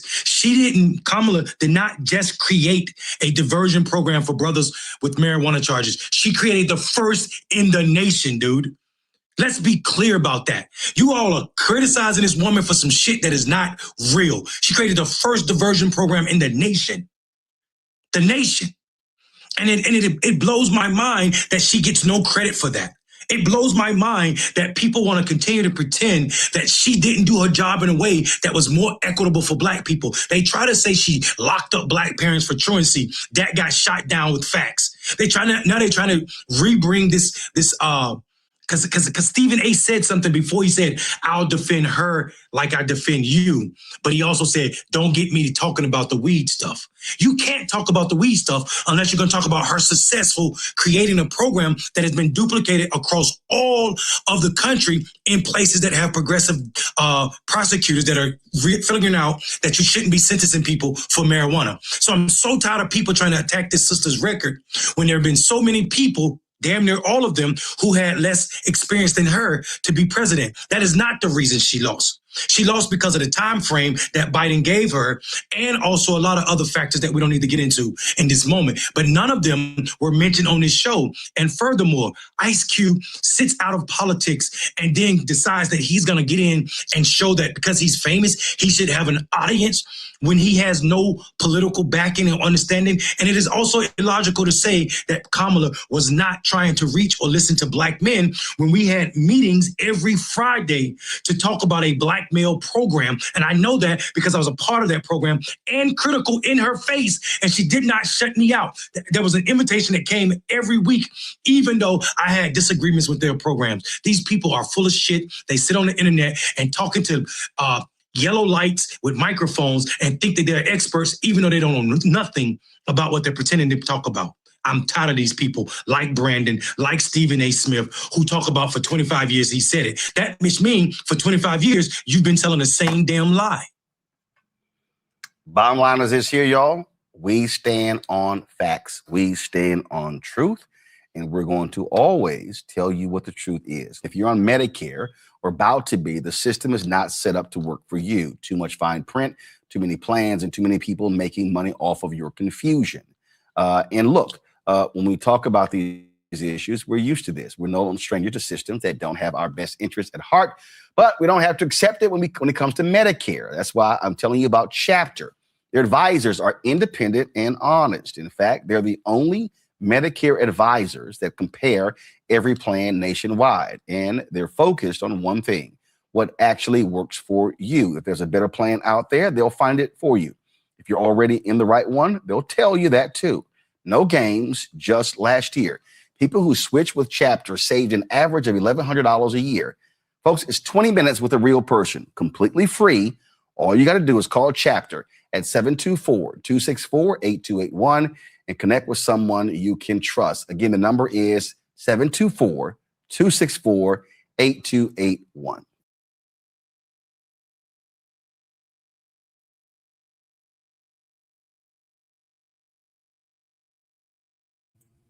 All right, y'all. So that's the first video there that I wanted to show you guys.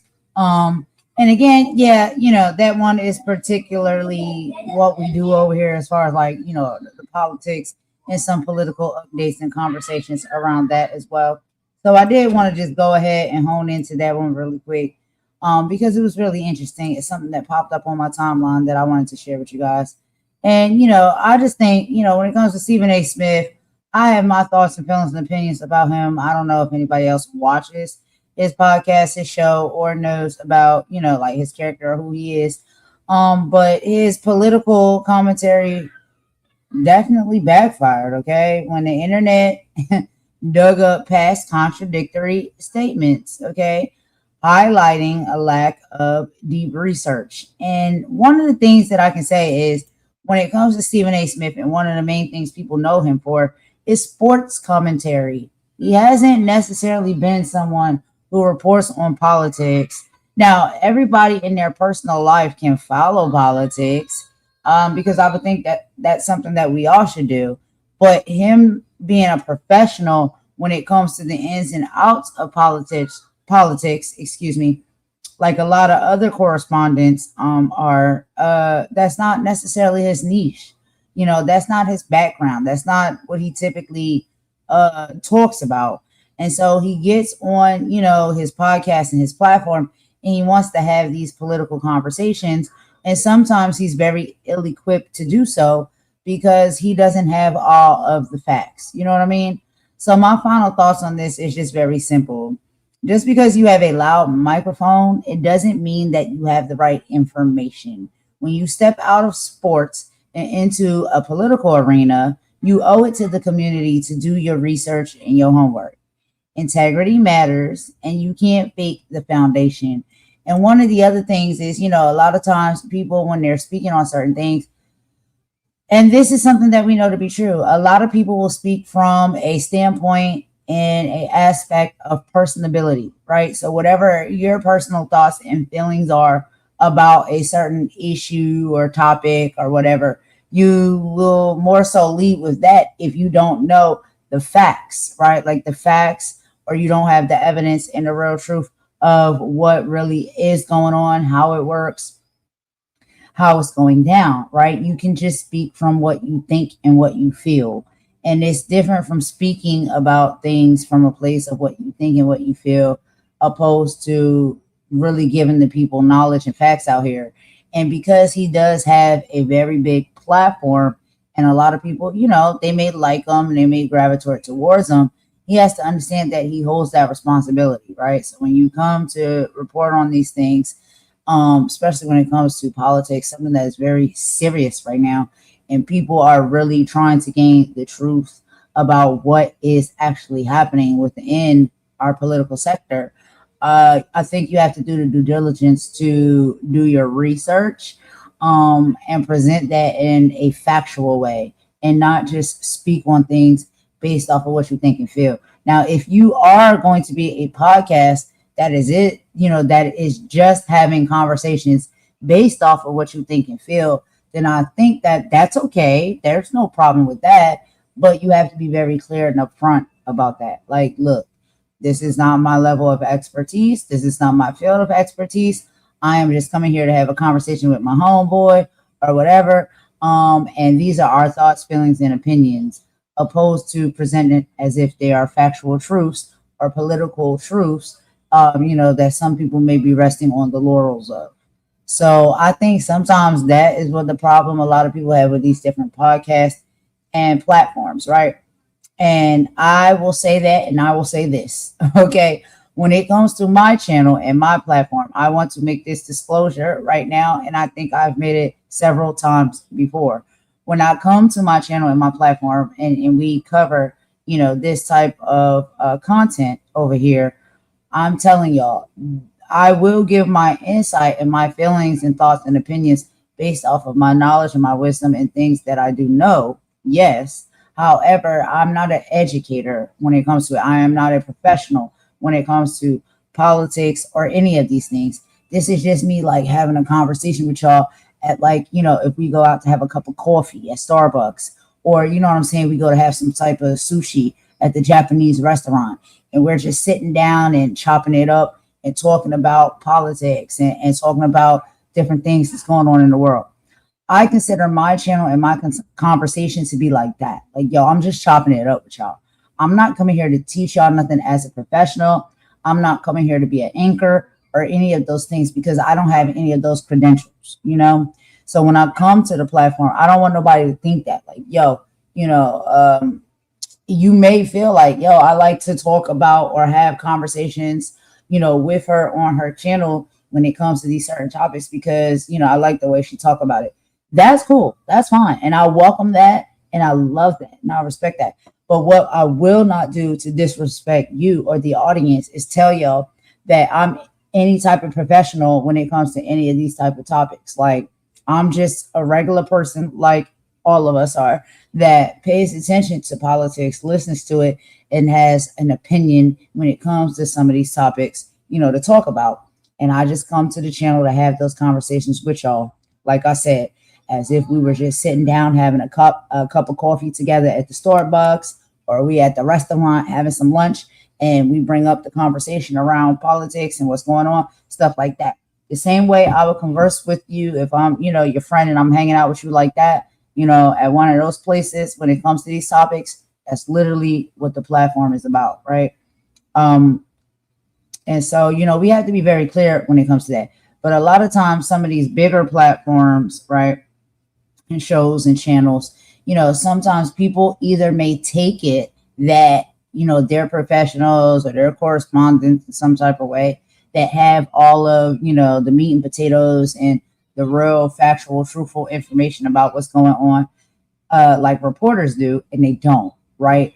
This is a sports reporter that does have a knack for politics, and every now and then will speak on it. But sometimes, he is, I believe, speaking from a place of personability, right? Like he's speaking from what he thinks and what he feels and how he feels about certain structures and things that are put in place politically. And that's his opinion. And we all do get to have that. So I'm not knocking him for having an opinion, but I think sometimes based off of, the platform and how huge the platform may be and widespread these platforms may be, some people may think that when you're speaking on something like that, you come with a level of intellect and integrity and facts that they can trust. And sometimes these individuals do not have those facts. They don't have that truth to bring to you. And that can be very misleading and throw people off. And I hope that something that I'm not doing over here on this platform is that. That's why I always like to make that disclaimer. I am not a journalist. I am not a professional in certain things that I talk about. I just like to converse about these things, with the group, with the gang, with whoever wants to rock with me and kick with me and chill with me at that time. We're just having a conversation at the coffee shop, having a latte. You know what I'm saying? Like that's literally it and all. We talking about politics. We talking about the entertainment. We talking about, celebrity gossip. We talking about all of the things, right? Conversing. We are having a conversation. That is it. I'm not here to teach y'all. You know what I'm saying? And if it is something that's very important that I feel like people do want to learn about and know more about, what I'll try to do is link you to the professionals, right? Who have the credentials and do teach those things and do have that level of knowledge to where you can get that directly from that source, right? Because, it's not up to me to give it because I'm not a professional when it comes to any of these things. I'm just chit-chatting about it.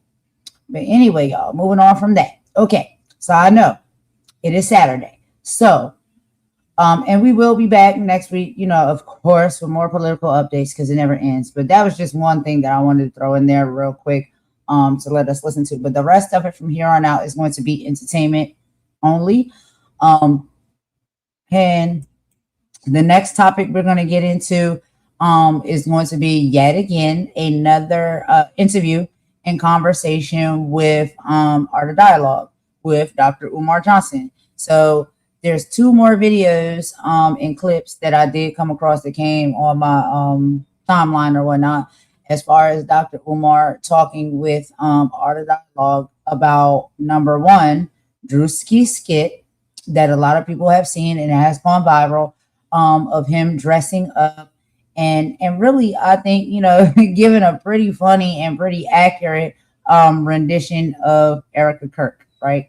So Dr. Umar has some thoughts and feelings about that. We'll be getting into that. And then he also will be talking a little bit about his theory on Chud the Builder. All right. So for the first one, we'll get into the Druski skit with Erica Kirk. Dr. Umar Johnson is holding absolutely nothing back. He went viral for blasting the comedian Druski over a comedy skit involving Erica Kirk. So I didn't think y'all would probably think that Dr. Umar was blasting Druski, but he did. So Dr. Umar's argument here is heavy. He's saying that this isn't just harmless comedy anymore. He is arguing that these skits cross the line into the active degradation and public humiliation of Black women, just to feed the algorithms and to get views. This is what Dr. Umar is saying. We're going to get into this conversation in just a moment. We need to talk about this because comedy has a powerful impact on how a community is viewed. That is very true. That's been, historically true for a long period of time. And my question is Dr. Umar right to demand a higher standard of internal respect from our top creators? Or do you think it's just entertainment? You know what I mean? What do y'all think about this? But we will get into this video here and some of the commentary that Dr. Umar had to say. And I think it would be pretty surprising for people because y'all would think, right, that Dr. Umar would be championing and like rooting Druski on, for his rendition of, Erica Kirk, but it's actually opposite. He actually doesn't think that it is the best thing to do. And he has a different perspective when it comes to that. This is what I mean when I say, there are people with different perspectives and opinions, with certain things, right? And so let's go ahead and get into this real quick, y'all. Let me pull this up on the stage. So again, if y'all have not checked out, but I'm pretty sure y'all have by now, the platform of Art of Dialogue, y'all should really check them out because they really hold great interviews and have some really great conversations over there on the platform. So yeah, y'all should really check them out. I like watching Art of Dialogue's interviews, and he has some really great people on there as well that come to speak, and it's very entertaining. And I like his style. I like his interview style and approach. He don't really say too much. You know what I mean? He'll land the question or whatnot real quick, and he just lets the person, go off and do their thing and say what they gotta say. I like that interview style and approach. But let's go ahead and get into it. So this is Dr. Umar sitting down again with Art of Dialogue, and the topic at hand on this clip and segment is Dr. Umar giving his thoughts and feelings and opinions about Druski's, interpretation of Erica Kirk. So let's go ahead and get into it. We'll be right back.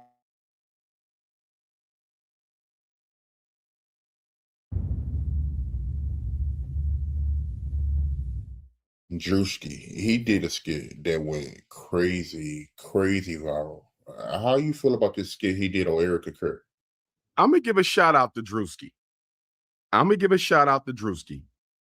Because if I'm gonna be honest, Art, when I did that episode of the love show that Druski had, when me and him did that episode, when I was helping him choose the queens, I was a little taken aback by Druski because he had mostly bunnies on there.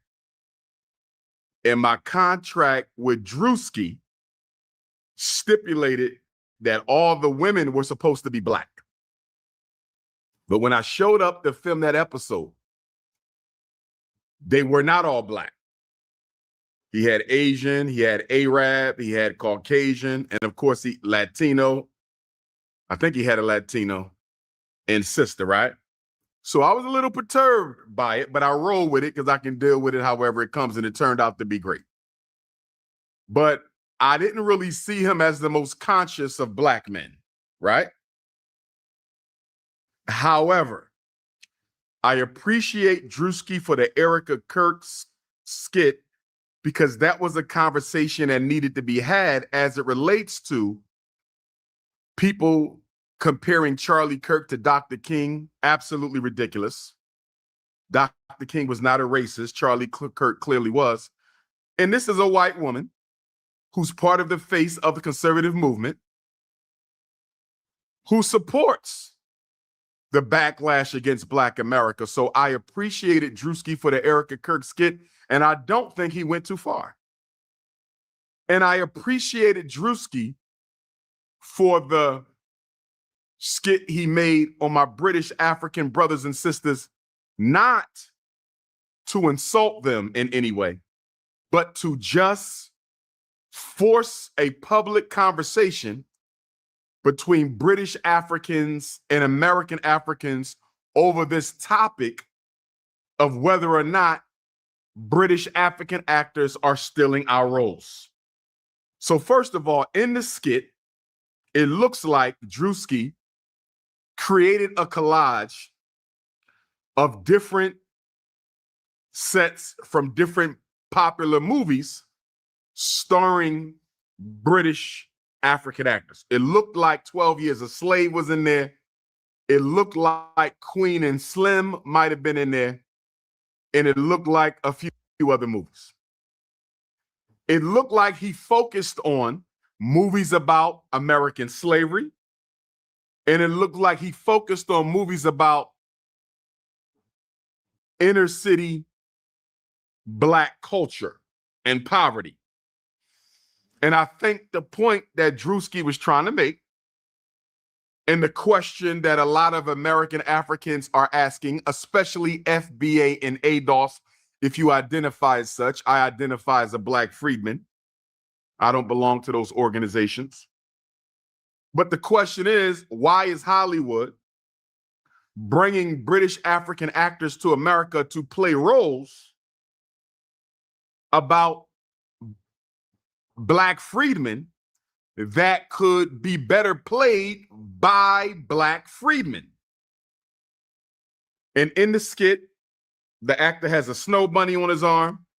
And it's very true. A lot of our immigrant African brothers, they gravitate to white women, but so do Black men here. We got to be fair. And then he's asked a question by a news reporter, do you think your accent is getting you these movies? And I believe that that was sarcastic to say, you don't sound anything like an American African. Why they fly you over here to do an American African role with all these American African actors? The skit was good, not to insult our British brothers and sisters, because I love them. I spent a lot of time in England. I love them. They are my family. I see them no differently than I see my Caribbean Africans, my Australian Africans, my American Africans. I am a Pan-Africanist. I don't do tribalism, sectarianism, and I will not. But I appreciate Druski forcing the conversation. And if Druski continues with these political skits to force these relevant conversations, I support him. I support Druski 100% as long as he's doing this. Now, as far as him dating the snow bunny, that's a contradiction. He's going to have to get his melanin snatched. He's going to have to get his lashes. Hopefully, he'll leave the white girls alone and just be a regular stand-up Black man, find him a sister. I would greatly appreciate that. Otherwise, he becomes a walking contradiction like so many other Black entertainers. But so far, with these skits, Druski get 100% from Dr. Umar. Now let's get into the question, Art. Are British Africans stealing roles in America from American Africans? Why is Hollywood giving British African actors roles where they play American actors when we can play ourselves? Let's get into it. First of all, Art, I want to say this to my fellow American Africans, straight from the gate. Why are we getting mad at these British Africans when all they are doing is accepting an opportunity to do what they've wanted to do their entire lives, which is act on the big screen? They are not in charge of the process, Art. Somebody is coming to them and offering them a role. How are they the problem? They are simply the artists accepting a role. When you are an actor, you don't get work all the time. There's only one Denzel. There's only one Will Smith. There's only one Viola Davis. There's only one Jamie Foxx. There's only one Forrest Whitaker. There's only one Don Cheadle. You're not going to get roles all the time. So when they come, Art, you got to take them. So I can't get mad at my British African brothers and sisters for taking an opportunity. That's number one. Number two, Art, my question to my FBA and ADOS brothers and sisters. If you have a problem with British Africans starring in roles as American Africans, why don't you reach out to the producers and directors of these films? Art, In almost every film where a British African is cast as an American African, there's either a black producer, a black screenwriter, or a black director. Let me give you an example of what I'm talking about, Art. Selma. Our brother David Oyelowo plays Martin Luther King in Selma. If you don't want brother David. All right, y'all. So I'm going to just pause it right there and do a quick commentary.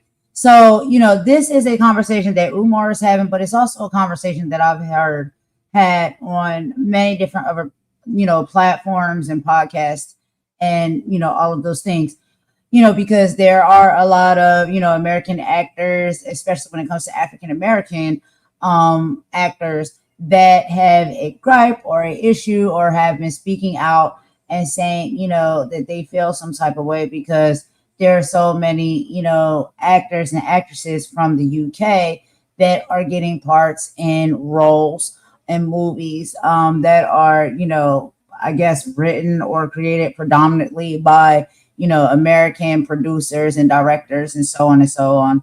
But one of the things that I can agree with is, when it comes down to the art, when it comes down to, I just think people who put in the work, if they are putting in the work and they are the best choice and, they are the best fit for that role, especially when it comes down to their professionalism and their skill, then I don't feel as though as Americans or whatever, Black American actors and actresses, that, it's always necessary to feel a way that somebody is taking something from you or, that you're not getting a fair chance. Because I think that when it comes to being an American actor and actress, you probably have had, the upper hand most of the time, right? Just being in the country alone.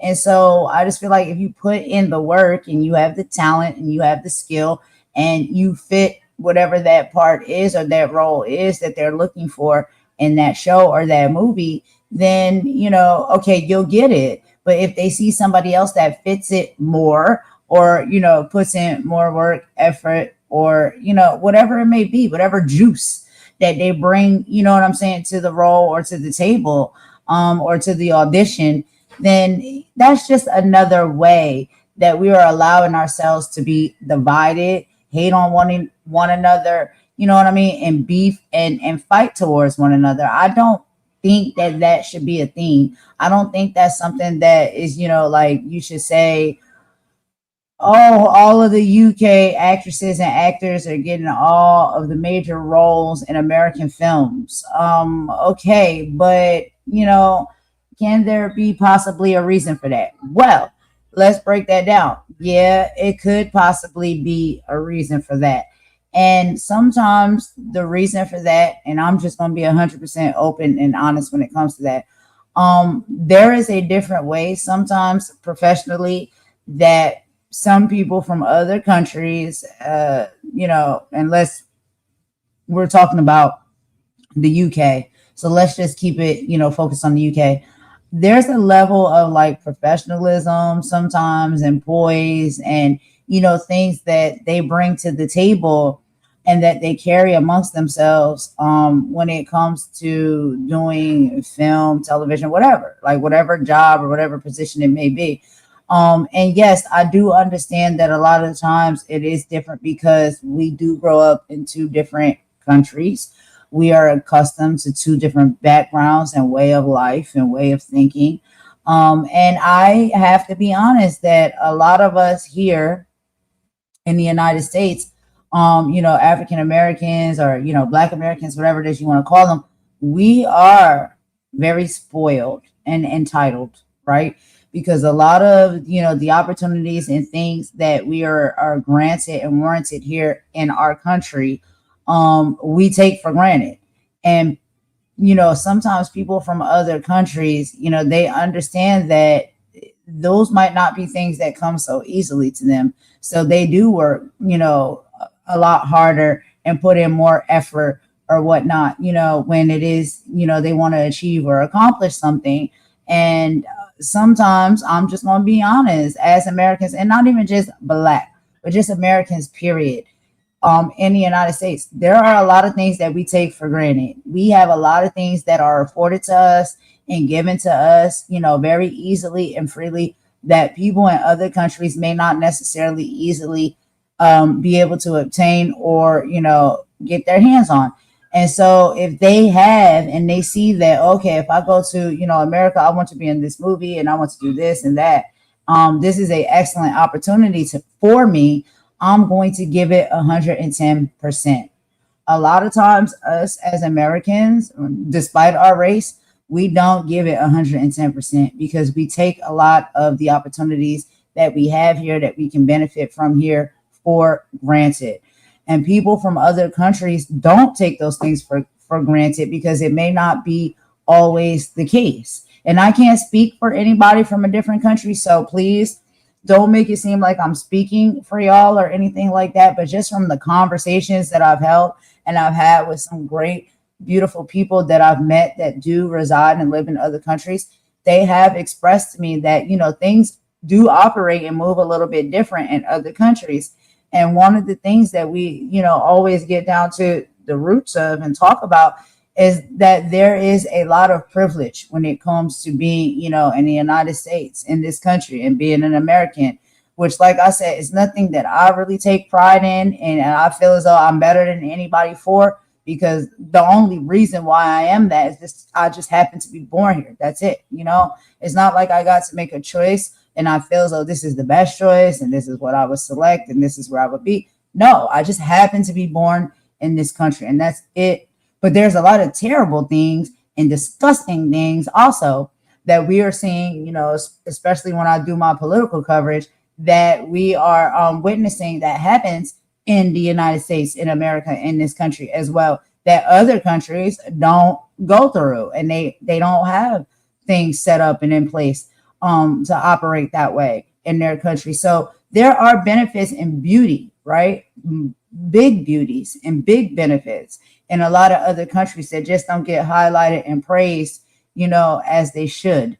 Everything is like, oh, you know, you want to push up and you want to celebrate and you want to highlight that America is the best country in the world. And as I've been watching the politics and stuff play out and covering the coverage when it comes to politics and having these conversations with others, I'm realizing like, no, like this country is not as great as it, you know, tries to present itself or advertise itself to be. And being someone who lives in it and experiences how some of these things move and operate within this country, no, it is not great. It is, you know, and some people will say, I can't believe you're speaking like this. You live there. Yeah, I live there. This is why I can speak like this. I'm telling you, it is not great here in this country. When I have conversations, like real, true conversations with people, and we compare the differences, and especially the things that's important, like healthcare, and you know, like senior services and disability services and all of these different type of things, right, that I have conversations with people about. No, that the way things work here in America and the United States, no, I will not sit up here and say it's the best of the best of the best, because it's not in comparison when you talk to other people. But what happens is, if you don't know, if you don't go outside of this country, if you don't talk to anyone outside of this country and compare and contrast, and all you know is what's fed to you and what's sold to you and what's, you know, you're taught to celebrate and uplift, that's all you know. All you know is those things. And so you believe that to be true until you have conversations and you go out of this country and you experience things for yourself and you see that, no, you know, it's not. But anyway, y'all, moving back to the actors and the actresses and, you know, the cinema scene. Yeah, there are a lot of wonderful actresses and actors that I love. Some of my favorites, honestly. And I'm going to tell you how skilled they are as actors and actresses, that when they're on the screen and in these movies and on these shows, I'm telling you, and I had this conversation just the other night, I could not even tell like that they were from like the UK or the United Kingdom, right? Because, you know, they're able to do different accents. When they do like an American accent, they got that stuff down pat to where when they speaking, you really think like, yo, that's an American person. They have an American accent. They got the mannerisms, all of it. And that just goes to show you how much they hone in on the craft, you know, and how, professional it is that they are when it comes to these crafts that they choose to participate in, especially when it comes to acting. And Imani says America is still great, but the administration has tarnished its reputation. Yeah. And don't get me wrong, I'm not an America or American basher. I'm not saying that. Like, I don't want to make it seem like, oh God, I'm someone who lives in America. I hate my country. I'm not saying that. I see the beauty that there is that we have here in this country, but now from being connected and talking with other people as well, I see the beauty in a lot of different countries and areas and places and spaces and people, right? That I think that's the goal. Like, that's the grand goal. Everybody in every space and place in different country and area has something unique and something beautiful that they bring, to the table.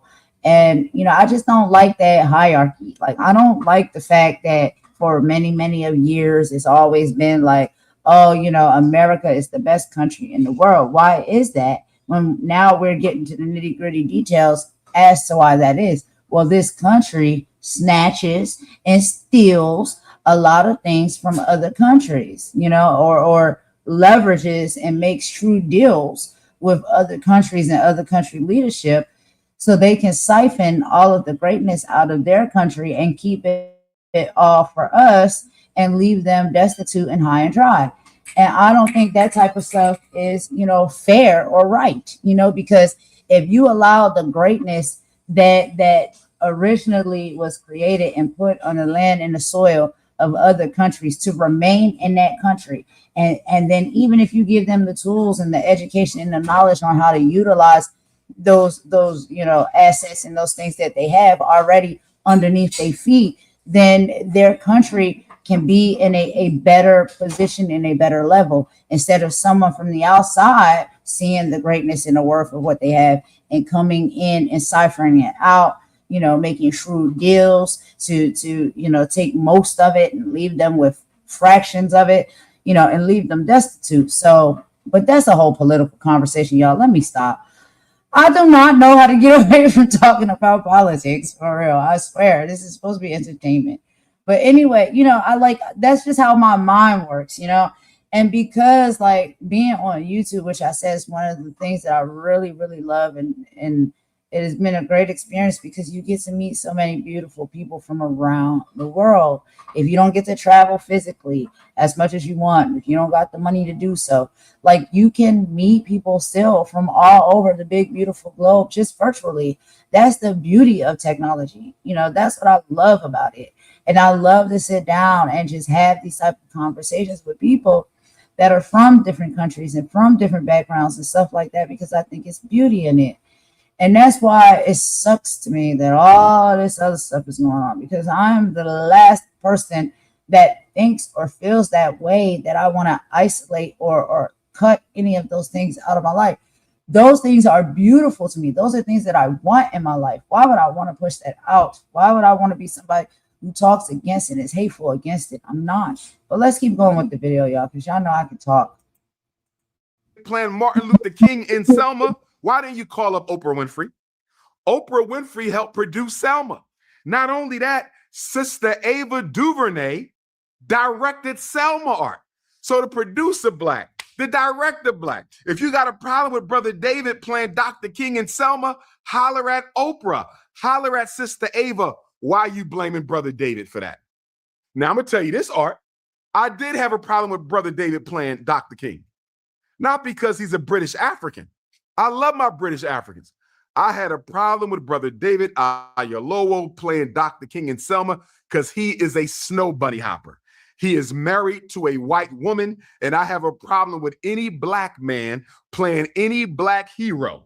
I don't care if you're American African, British African, Caribbean African. You don't play a freedom fighter when you are a bunny hopper.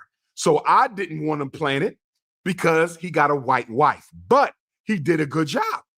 In fact, every movie I've seen of a British African playing an American African art, they did a damn good job. They are just as good as we are because we are. I agree.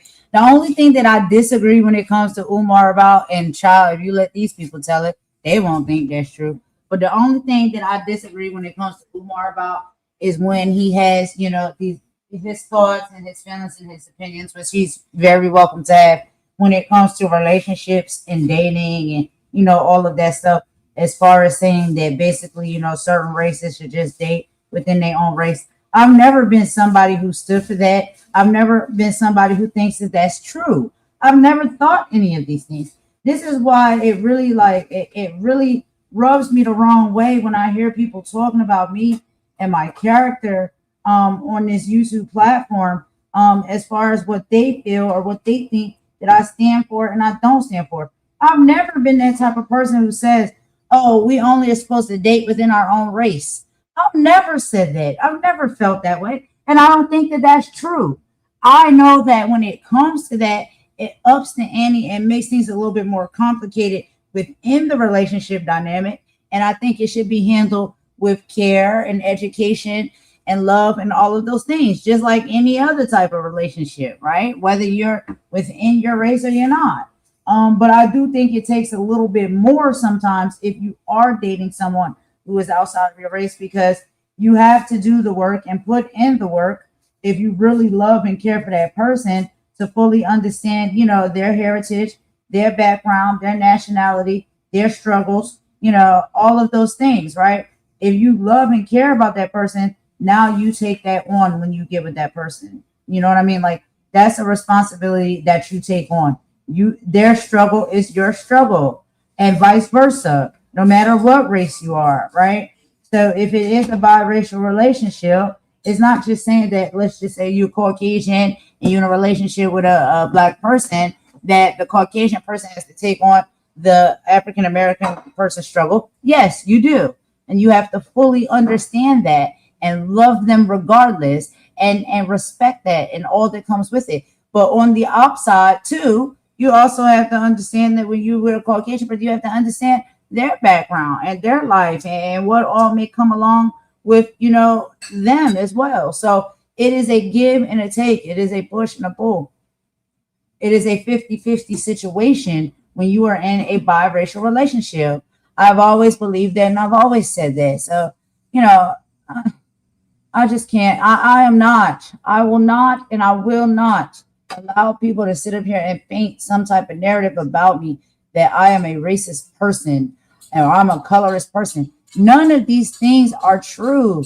You cannot sit up here and tell me that. I know me. My people, my family know me.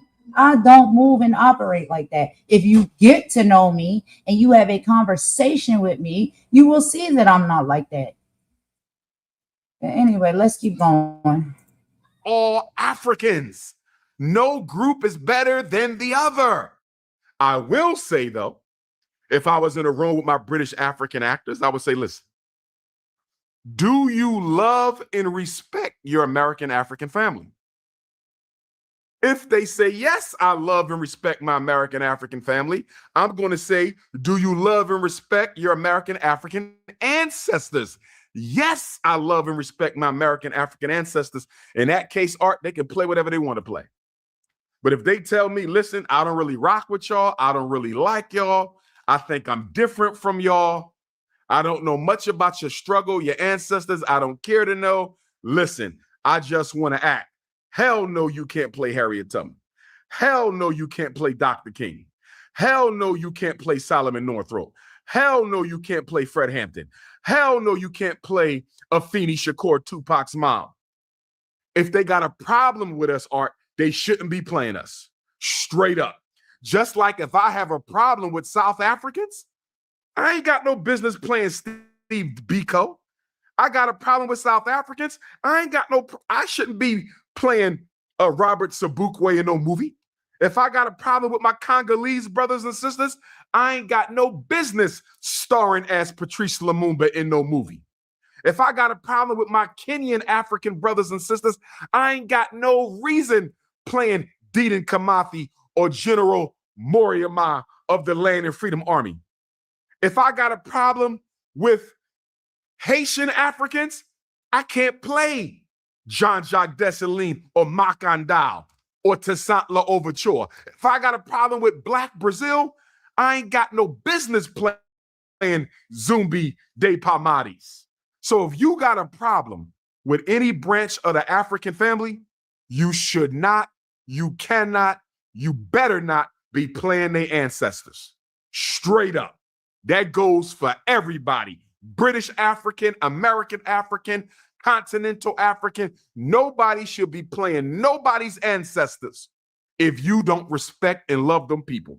Now, when Daniel Kaluuya played Fred Hampton, 2021, Judas and the Black Messiah, he did a damn good job.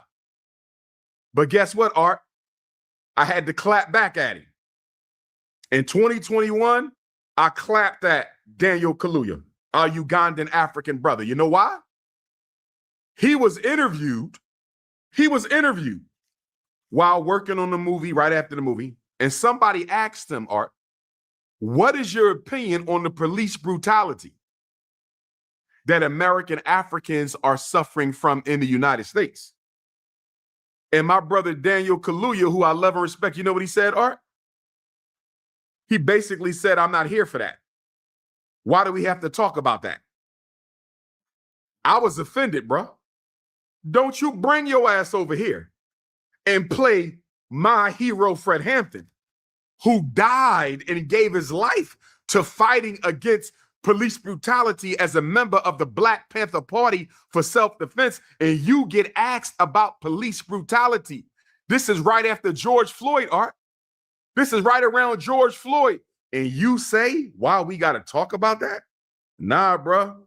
That is disrespect, and it will not be tolerated.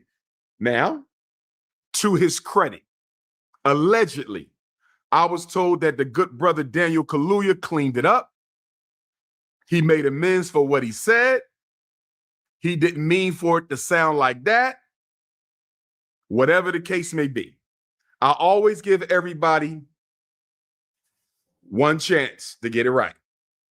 If it happens again, you cancel. Don't play my ancestors if you don't respect the people he came from. That's where I'm at with it. He did a damn good job in the movie. The brother is a great actor. I look forward to seeing his upcoming movies, but put some respect on the name of our ancestors. See, here's the thing with me, Art.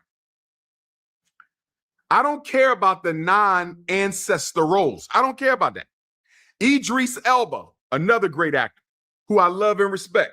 He played Stringer Bell in The Wire, right? Stringer Bell. He did a good job as Stringer Bell. And guess what? He could play Stringer Bell till the walls fall off. But when he played Nelson Mandela, my question for Idris Elba, do you love and respect the South African people? And if he does, I ain't got no problem with it. If he don't, he ain't got no business playing Nelson Mandela. See, Queen and Slim, I don't care about that. Wizard of Oz, I don't care about that. Damon Idris, another great actor. I support my brother. He played with Brad Pitt in F1. I don't care about that. I'm talking about ancestors. I don't care about the other films. They can play all that. But when it comes to Harriet Tubman, Fred Hampton, Nelson Mandela, Steve Biko, Denzel Washington played Steve Biko, Terrence Howard played Nelson Mandela, Winnie and Nelson. Do you care about the South African people? If you don't care about the South African people, Denzel, Terrence Howard, what's our sister who played the Queen Mother in Black Panther? Angela Bassett. If y'all love South Africa and the people, I ain't got no problem. But you should not be playing nobody's ancestors if you don't love and respect them people. Now, Cynthia Erivo, it's a little controversy with her because allegedly back in 2013, she tweeted out some tweets, Art, where she made jokes about the ghetto American accent. The ghetto American accent. And a lot of American Africans took offense to that. She was also allegedly implicated in retweeting negative comments about Black people, including allegations that they were jealous of British Africans. 6 years later, here she go as Harriet Tubman.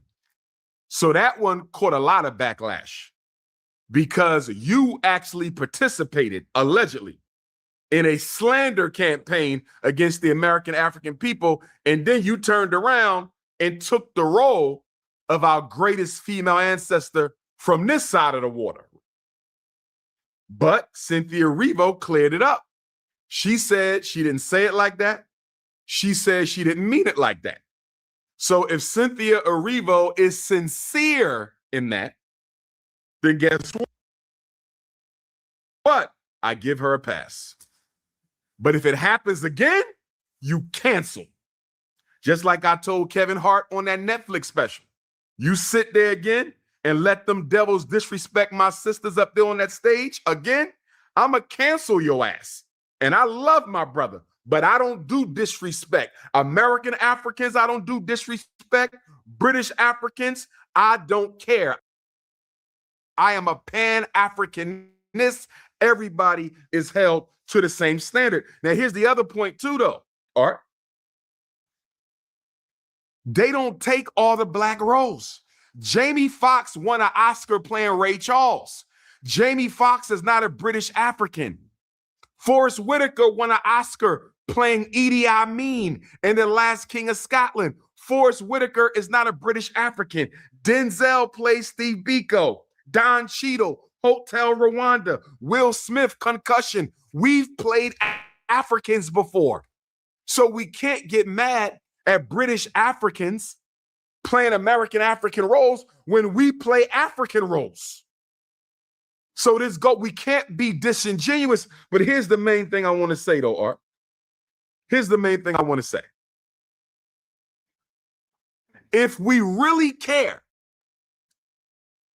about our ancestors being cast properly, or if we really care about us playing our own ancestors, Art, why don't we produce our own movies? We are too. Why are you complaining about British African artists? For what? They have a right. This is Hollywood. We don't own it. We don't produce these movies.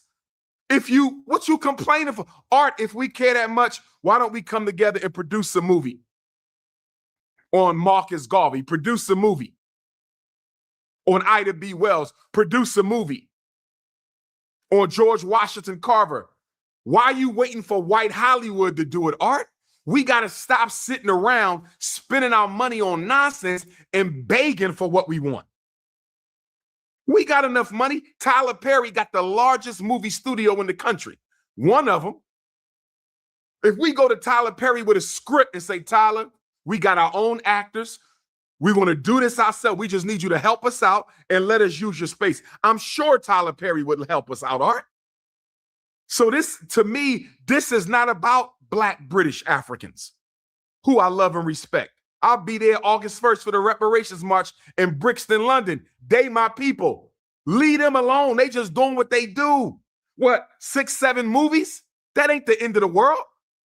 If we want to see American Africans play American Africans on the big screen, Art, dig in your damn pocket, pull out your money, and finance your own movies. You getting mad at the employee, but you don't say nothing to the producer. You don't say nothing to the director. You don't say nothing to the casting director. Look at it, 12 Years a Slave. Steve McQueen is a British African, by the way. A British African helped produce 12 Years a Slave. Brad Pitt was involved, or Steve McQueen was probably the director. Judas and the Black Messiah, Ryan Coogler. All right. Ryan Coogler helped produce Judas and the Black Messiah.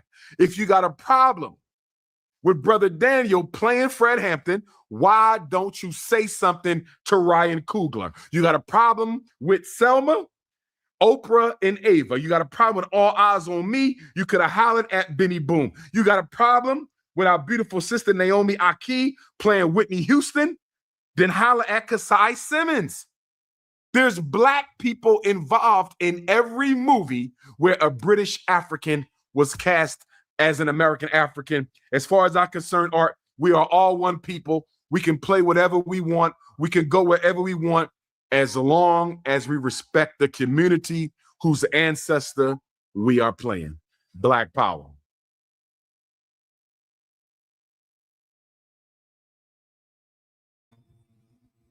All right, y'all. So I found, oh, Asher, absolutely. I agree. Great points. Excellent points. You know what I'm saying? Because, you know, if we sit back, we pay attention to it.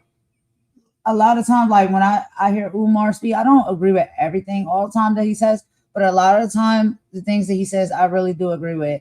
And I agree with that. I do. You know, and again, like I said, it's just another way to cause divide amongst the people. You know, like we don't have to do that to one another, you know. And like I was saying earlier, I do think that in the United States and in America, we are very privileged. We are very entitled. Okay, we have to be honest about that. There's a lot of things that we're afforded, and that, you know, we have at our fingertips that some other, you know, of our people that live in other countries don't, right? And it doesn't even have to just be about being black. It's just about being a person or a human in general. Like there's opportunities, you know, they always try to say, oh, this is the greatest country, so many opportunities, boo, boo, boo. Opportunities for everyone, not just black people, okay? Opportunities for everyone. And when people come from other countries that have not been afforded those opportunities from the very jump, and so used to them that they become so, you know, desensitized or entitled to them, then they work 10 times as hard when it comes to getting them, holding on to them, and being able to, you know, get them. And so that is a thing, you know what I mean? There, a lot of that, there's a lot of talk around that on many different podcasts and platforms. But I did like the way, you know, Dr. Umar was having that conversation with Art of Dialogue. And with Art, you know, he just kind of just sit back and let people rock, child. He just let you talk. And you know Umar gonna talk. But he did make a lot of great points that I really do agree with when it comes to that. And so that was the first video that I wanted to show y'all as far as, you know, our content that we have for today. Now I'm gonna tell y'all what I'm gonna do though, honestly, because I have to do one thing really quick for my son. Y'all know I got a son, he's 3. So I have to get something set up in order for him, right? And it's gonna take me a little bit of time, probably about a half an hour, right? So what I'm gonna do is I'm gonna take a half an hour break. When I'm going to end this live, but I'm going to come back. This is the part 1, and I'm going to come back and I'm going to do the part 2. And when I come back on the part 2, we're getting into Umar on Art of Dialogue, and they're having the conversation now about Chud the Builder is an experiment by the U.S. government to target black people. That's one of the conversations. We're also going to hear a little bit from K. Michelle over on Club Shay Shay, and she's going to be talking about 2 different topics. So one of the topics she'll be talking about is Pooh Shiesty and Gucci Man, and how it is a cycle, you know, when it comes to rap culture and street culture. And then she also will be talking about, and again, back to the UK, a little bit of information and tea that she's going to spill about her relationship and her time with Idris Alba, because, you know, they dated. So she said that he's a hood, you know what, okay? He is very much a hood dude. That's what she got to say, child. We're going to be listening to that. And then we also will tap into a little bit of what Sukihana has to say on Club Shay Shay as well, with multiple topics, right? She's talking about everything from, you know, her pregnancy, because, you know, she's pregnant right now, fights that she has gotten into in the past, her relationship with Cardi B, Ray J, Dr. Umar rumors, Zeus Network, Love and Hip Hop Miami, and Baddies. So she's got a lot of things that she'll be talking about when it comes to that as well. So when I come back in about like 30, 45 minutes, y'all, we'll do the part 2. And those will be all the topics that I'll be getting into on the part 2. I'm so sorry to have to split it up like that, but, you know, when you got these little ones running around, you got to run, you got to go. So I already have all of that set up, y'all. Please, please, please, if you can, come back and join me. I really appreciate it. I thank you all so much for coming and joining and kicking it with us, when we do our lives and this content. And I hope it's, entertaining and educational, whatever, all of the things. I hope there's something positive that you can take from it. And yes, when we have to do our housekeeping, child, we have to do our housekeeping. And it is what it is. Like I said, if most people would just honestly stop being so daggone angry and hateful and just get to know me, you'll understand I'm not what these people try to make me out to be. I'm not that type of person. It's so easy to do that, and that's a trending thing to do on YouTube. You know what I mean? When you want to have a gripe or a beef with someone, then it's like you have to make up all these things about them that are not true. But if people really just spend time and get to know me and my personality and Mama's personality and who she is, and Imani and her personality and who she is, we're nice people, we're kind people, we're fun, we like to have fun, we're loving, we're caring, we're compassionate, we're integral, we're all of the things. But we also we don't play those games. You know what I mean? Like we're not gonna tolerate that no more. We living in a world where it's like too much of this been going on for way too long. We're not gonna allow this type of stuff, this disrespect and this type of treatment towards us, and especially for no reason. These people will treat you like this and act like this towards you for no daggone reason whatsoever, just because they can, or for whatever reason they made up in their mind they don't like you. Okay? Let's just be very clear about that. These people act like you done ran over their puppy or something. I did not do anything. And any of us over here did not do anything to any of these people for the level of hate that they give and anger and rage that they have towards us. So, that's it and that's all. But y'all, give me about 30, 45 minutes. Let me get my boy situated, okay? And I'm going to come back with the part 2, y'all. Please don't miss it, because we have some really good talking points and topics coming up on the part 2. The part 1 went a little bit longer because of the housekeeping. But I will be back, y'all, per usual. I'm going to end it with a bop here after this song. I'm going to go ahead and get him straight, and I'll be back in the part 2 or for the part 2 in just a moment. Thank y'all so much. And Asher, thank you so much for all of your support. You're always here. You're always showing support. And, you kind of really get it too. You know what I mean? Like, there's some of us that get it and there's some of us that don't. But it is what it is. We will be back very shortly, y'all. Give me just a sec. I'm going to go ahead and end us out with a song, and I'm going to see y'all in the part 2. Come back and join us. All right, I'm out. Bye.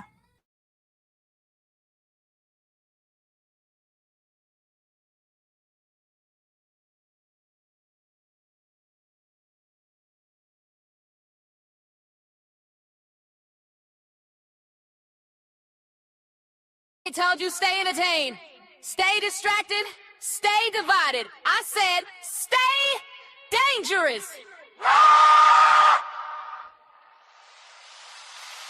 Let's go. We here. Universal.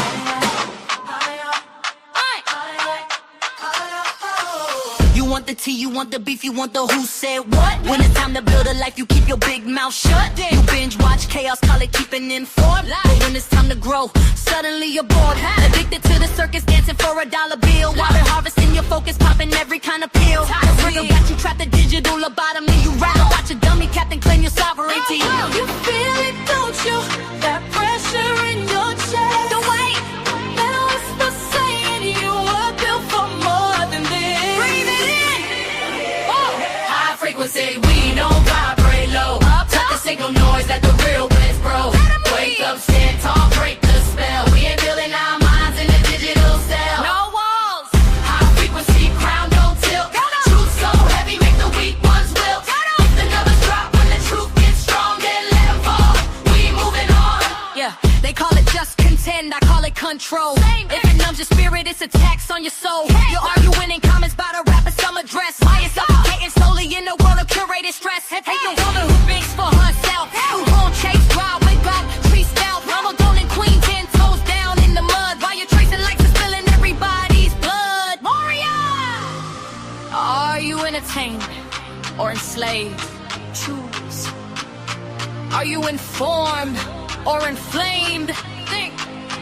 Is the gossip worth your soul? Is it? Unplug the wire, activate the cell. Mama Warrior told you.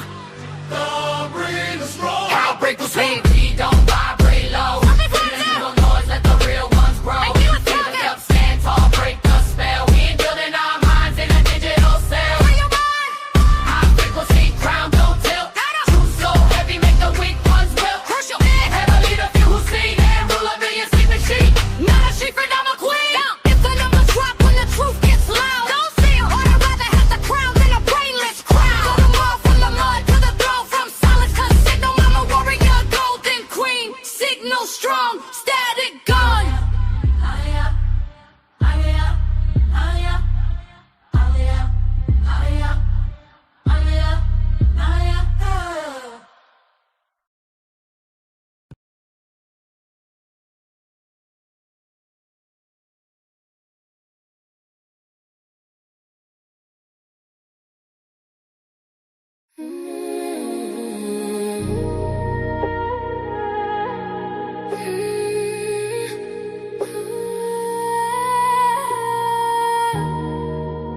They don't know her like I do. Nah. Golden.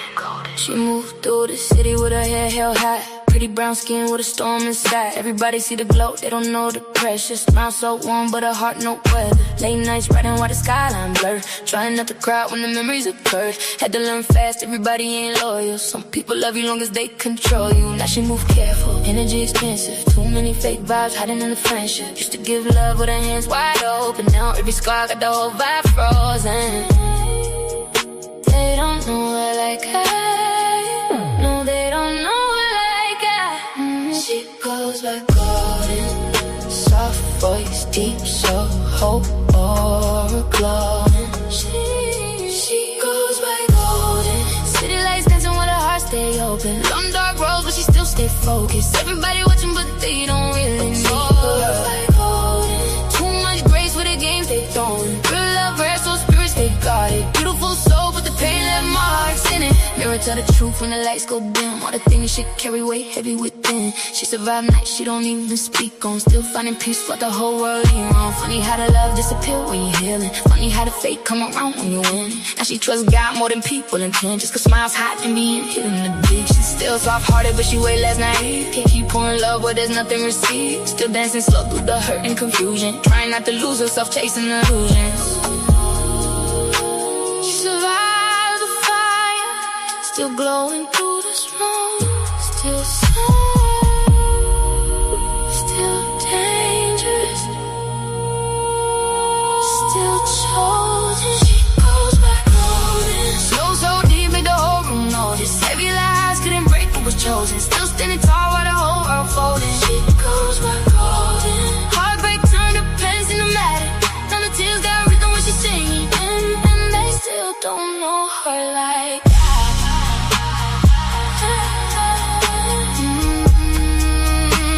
They still don't know her like that.